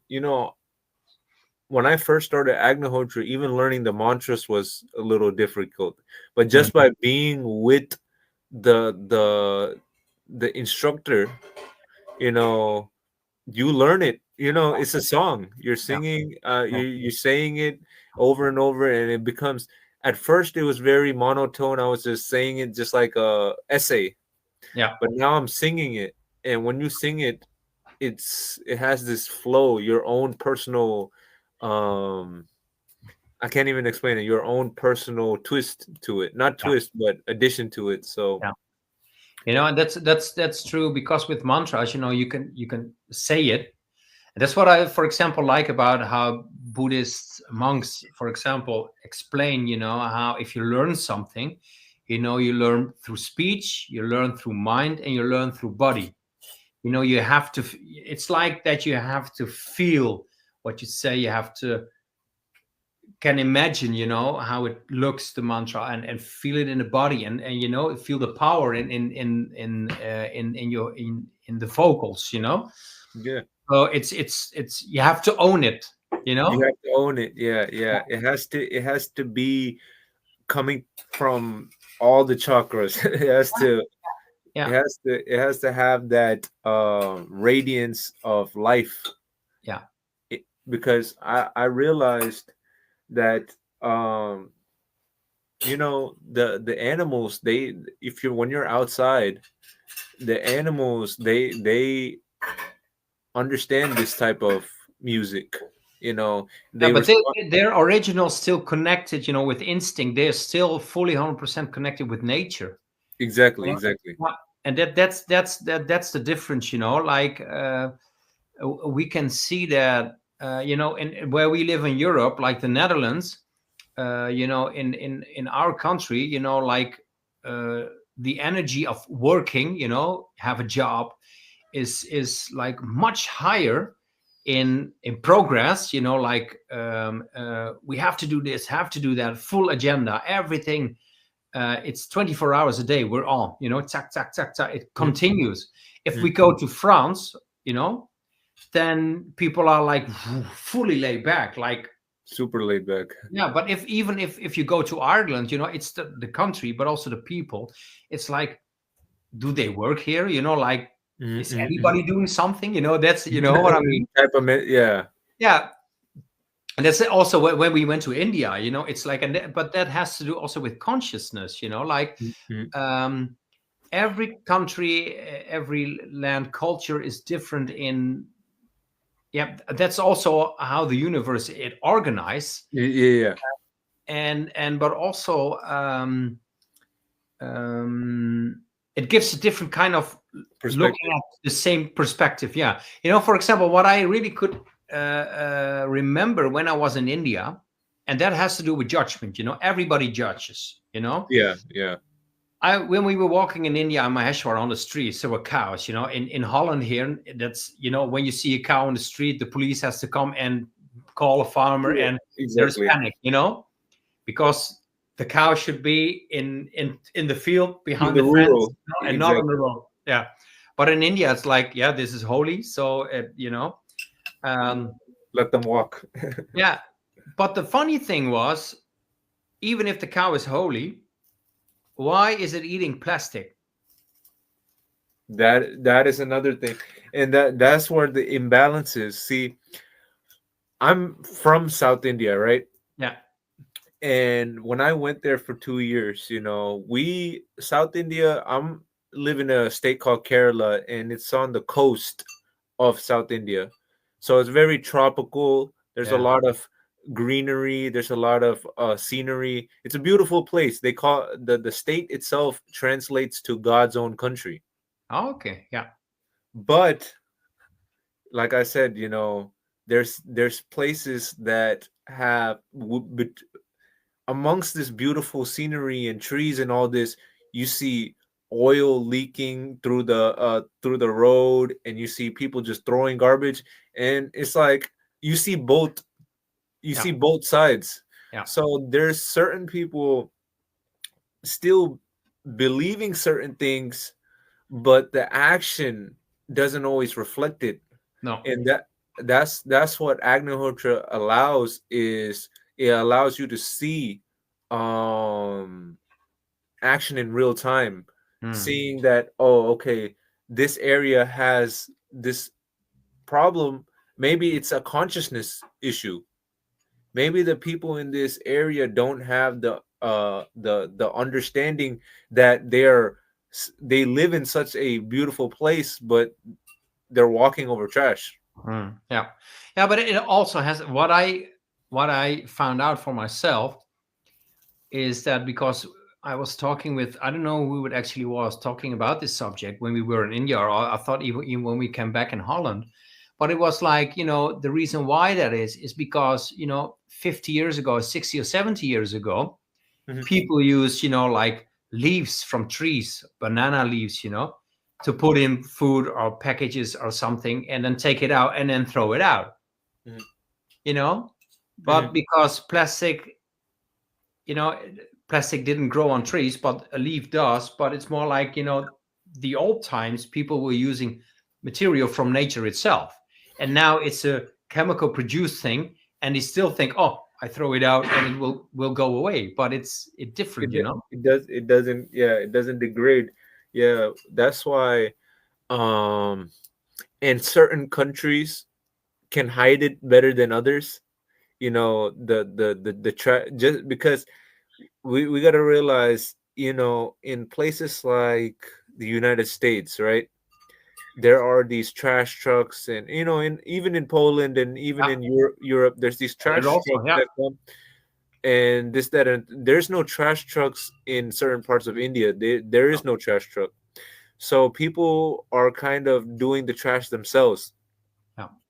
But the thing is, even these trash trucks, they take all of this trash and they dump it in a certain landfill and stuff. The only difference is they're organizing the trash, and the other trash is all over the place. That's the only difference. But the thing is, though, it's still that doesn't matter if it's organized trash or if it's spread out trash. Still, these pollutants are still polluting the air. Yeah, that's true. And the workers that are dealing with the trash, the birds that are in the landfills and now traveling to different areas and landing on your food and pooping on your food, doing this and that and third. So that's why I really resonated with Agnihotra, and I'm a big gardener. I love touching the soil, making compost, growing a lot of things. This year I plan on starting a small scale plant nursery from my backyard. Oh, nice. But the thing is, though, I'm very particular. Hey, because I stay with my family, and not everybody will be on the same mindset as, oh, I can't just throw this plastic bottle right here. I have to break it down to them that plastic it's not going to break down. It's only just going to leach into the soil. And most of the time, those little things, we don't see it happening. Same thing with the effects of Agnihotra. We don't see it happening, but it's happening. Yeah. So that's the main thing, trusting the unseen forces of Agnihotra, allowing the pollutants to be cleared up, even putting the ash in the soil, allowing these toxins to be cleared up and stuff like that. So no, I completely agree, and yeah. Oh, your food is ready. We can switch Okay. up now. I'm gonna give Mama D the chair. Okay, nice talking to you. Okay. Yeah, no problem. Okay, y'all been in real I good. think, Ronnie, we should stay in touch about the music subject. So okay, I'll let you all connect on Instagram, and then his wife is my Facebook friend, so follow her. Are you on Facebook too, Dennis? Yeah.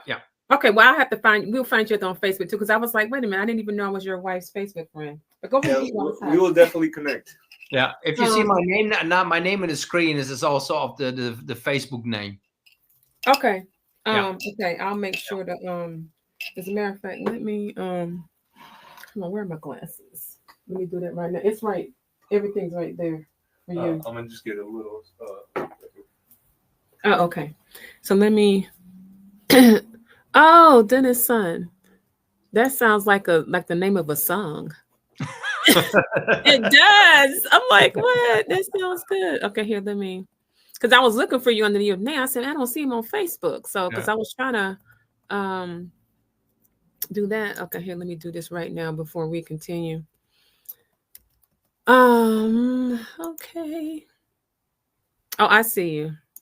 Yeah, because and it has Indian chai on your banner. Yeah. Okay, here, let me add you as a friend. Okay. Yeah, so we're all and I just thought about it too. So I have WhatsApp. So I guess you have, well, when I give you my number, we can all, if we need to talk, we can do it on WhatsApp, because I forgot I had that. I have to take myself off of there because too many people try to call you. So I just put myself back on. So so we'll do that. So so to piggyback on what Ronnie was talking about. So do you all have a farm there where you all are?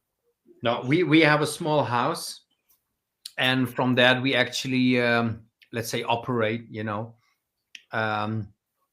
What we mostly do is we go to festivals, try to inform people on lectures, meetings, that kind of stuff, and to talk about, and of course a lot of social media stuff. And we also work a bit in Germany. Oh, okay. And Belgium too. So I think we have a lot of contact, about people information on Agnihotra. But Okay. yeah, you know, but every year we try, you know, several new things, and I think with the music, that's is a good opportunity to No, give that's more. good. Yeah, that is, I Yeah, think is excellent. He was, because we were talking about that. I heard him saying about the music. That's, people are so influenced by that, and I think so many people on a large scale listening to like low vibrational music. We were talking about the 432 hertz. Like I heard a guitar player talking about that several years ago, about we're not even playing in the right frequency when we play these instruments. yeah. And then I think Yeah. there's been a move away from handmade and then You know- instruments. So the fact that music can be influenced, I think I could see how when you do these events and then you put fire in there, like Basu was saying earlier, I didn't even know that he was DJing with the fire in the mix. I was like, wow, that's excellent. So we have to take whatever the trend is and put the fire into it, so that way the vibration can be back balanced. Because I don't think most people realize that low frequency music, you're talking about being absorbed into your body, your cells, and that can cause a lot of sickness too. Because we're vibrational beings. So I just enjoyed that part of you all talking while I was sitting over there eating. I'm like, man, God, and that's another aspect. I'm glad that you all covered, because I mean, I'm not a musician, but I used to sing classical. I was classically trained when I was in high school, and I thought I wanted to be a Broadway singer. So I used to read music and things like that. And I'm getting back to not getting back, but now Ryan and I are working on a mantra CD and things like that. So, but I appreciate music, but it has to be music that is not talking about negative things. And sometimes these songs, like some of these rappers are talking about very misogynistic things. They're talking about killing people, doing this and their crew and things like that. We got to get away from that. I mean, sometimes people saying, well, they're talking about the experiences. I said, well, then how are you going to get out of the experience if you're always rapping about that experience? Yeah, that's true. Yeah. But and I'm not. I know rap music, but I'm not familiar with the culture. Of course, the culture and the history behind it. But more like if in Dutch music you also have some rap groups and musicians, but it's a different kind of. I think it also has to do with survival. That's what you see a lot. It's a lot of gold. A lot of women. Fancy stuff. It's really a lot of outside things. In the outside world, it's like through gold and through big cars, then you have some kind of status. And but I think in the end it's really about but are you really happy enough? And I think with music, of course it's a vibration and you can use it in different ways. And but I think if music can lift you up in a positive way, that you feel lighter and more happier, and that's what music can do. Oh yeah, so that's great. I'm listening. When I saw it on Instagram, I said, "Oh my God, he's got an Agnihotra band." I was like, "Oh my goodness, yes, that is wonderful."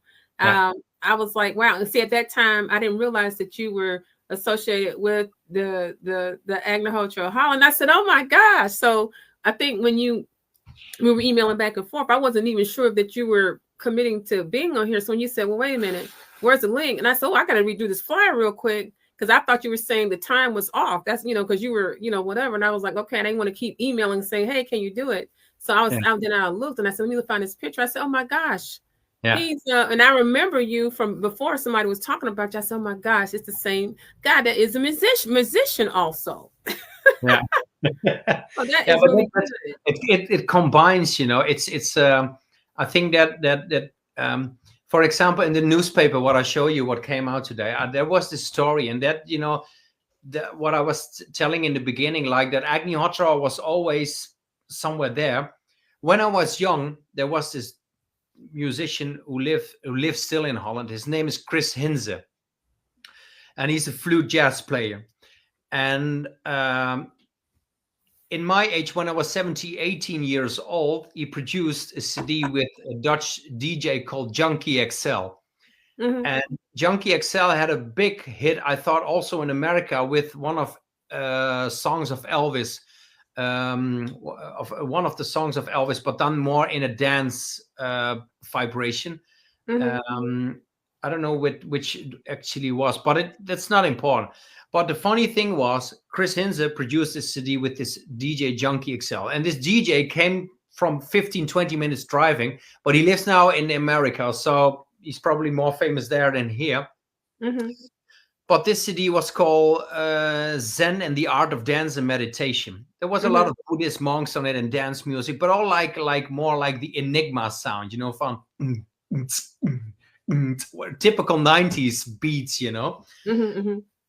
And I was listening to a lot of CDs from him, but that's it. You know, after a few years, it was like, oh, I put it on and it's, oh, nice.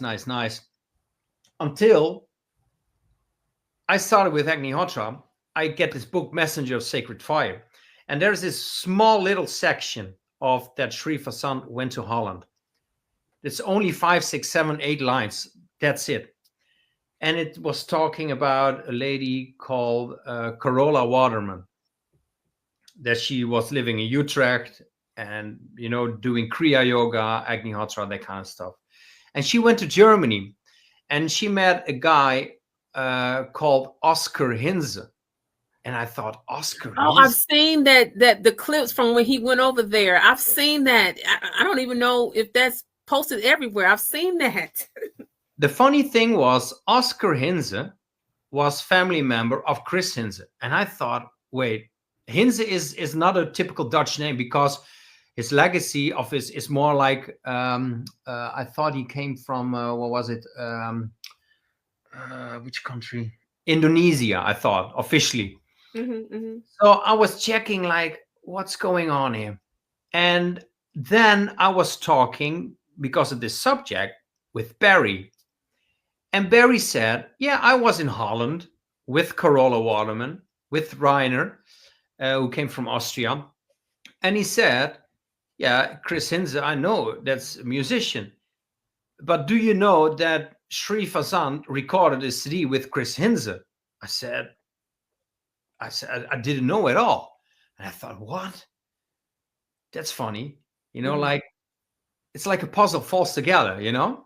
Or comes together, jigsaw puzzle that comes together. And I was thinking, like, what's going on here, you know? And I can remember that for some kind of reason, there was once a CD, like a collector's item, or, you know, a get-together CD from several albums, the best of, let's call it like that. And there were Agnihotra mantras on it. So, and I was, you know, did some investigation on that. And finally, it came out that Chris Hinze was a good friend of Carola Waterman. And that he performed Agnihotra during these days in the 70s. So that was like, wow, how is it? All the stuff came together for me. And last year I had the opportunity to give a call to Mr. Hinze. And I was talking to him shortly about, and then he said, yeah, Carola Waterman was a friend of mine and she passed away very young. And I did it Agnihotra and so like, wow, things when I was 18 years old with like, wow, this is a great musician and making all this spiritual music actually came out that 30 years later, I call him and we actually talking about Agnihotra. That was probably the subject all the time, what was in the background. And that's the funny thing. I have more of these kinds of things that like, wow, what's going on here? You know, that's what yeah. I'm so positive about, you know, this, how things are going around Agnihotra and everybody that is already involved, like connection, like, wow, what's going on here, you know? Oh, yeah. Well, there are no coincidences, they say. There are no coincidences. No, not at all. No, not at all. Yeah. Oh my goodness. So I'm trying to think, is there any last minute things that we want to say? Because I think we're going to try to jump on TikTok just briefly because they invited me to do a live. I mean, I don't even have enough people on TikTok, but I'm just going to do a quick live after taking a break. And then I have some other things to do. Good. I also, yeah. So yeah. So is there anything else you want to say before we end? No. I think it was a nice meeting, and also like everybody jumped in, and yeah, it's like family, Jillian says. So yeah, I think it's nice to do this more often, to connect. I think that's good. And yeah, let's, as a matter of fact, let's plan on doing this for the next World Agnihotra Day and get even more people, and then I'll find a platform where we can have more than 10 people at one time. But StreamYard, that's that way they're set up. Maybe also through Lisa, because Lisa is also doing meetings. You always can have a chat with her and see, can we do something through Zoom, because she probably has an account, and if the organizations are paying this account, then yeah, why not join together and make a nice platform? Yeah, that's nice to do. So yeah. Oh no, that's a good idea. So everyone, thank you for everyone that were speakers, and thank you for everyone's been viewing. Please share this, especially with people that are curious about Agnihotra. I know we talked a lot about things and old friends meeting and things like that. We also talked about different things that you can use in your daily lives to help make it better, with different things that you can do with Agnihotra. And so we have Agnihotra, which is performed at sunrise to sunset, and then we have the Ruti mantra that you do. The other fires as well, which is Vutri is one of them that you do not do at Agnihotra. So you're wondering why this fire is going on. For those that are not familiar, that's why we have that. So, but start with the basic Agnihotra. Reach out to one of the guests, if whatever country you're in, see if they can show you the fire. We do it free of charge. And if you're in the Atlanta area, we're in Conyers, about 30 minutes from downtown Atlanta.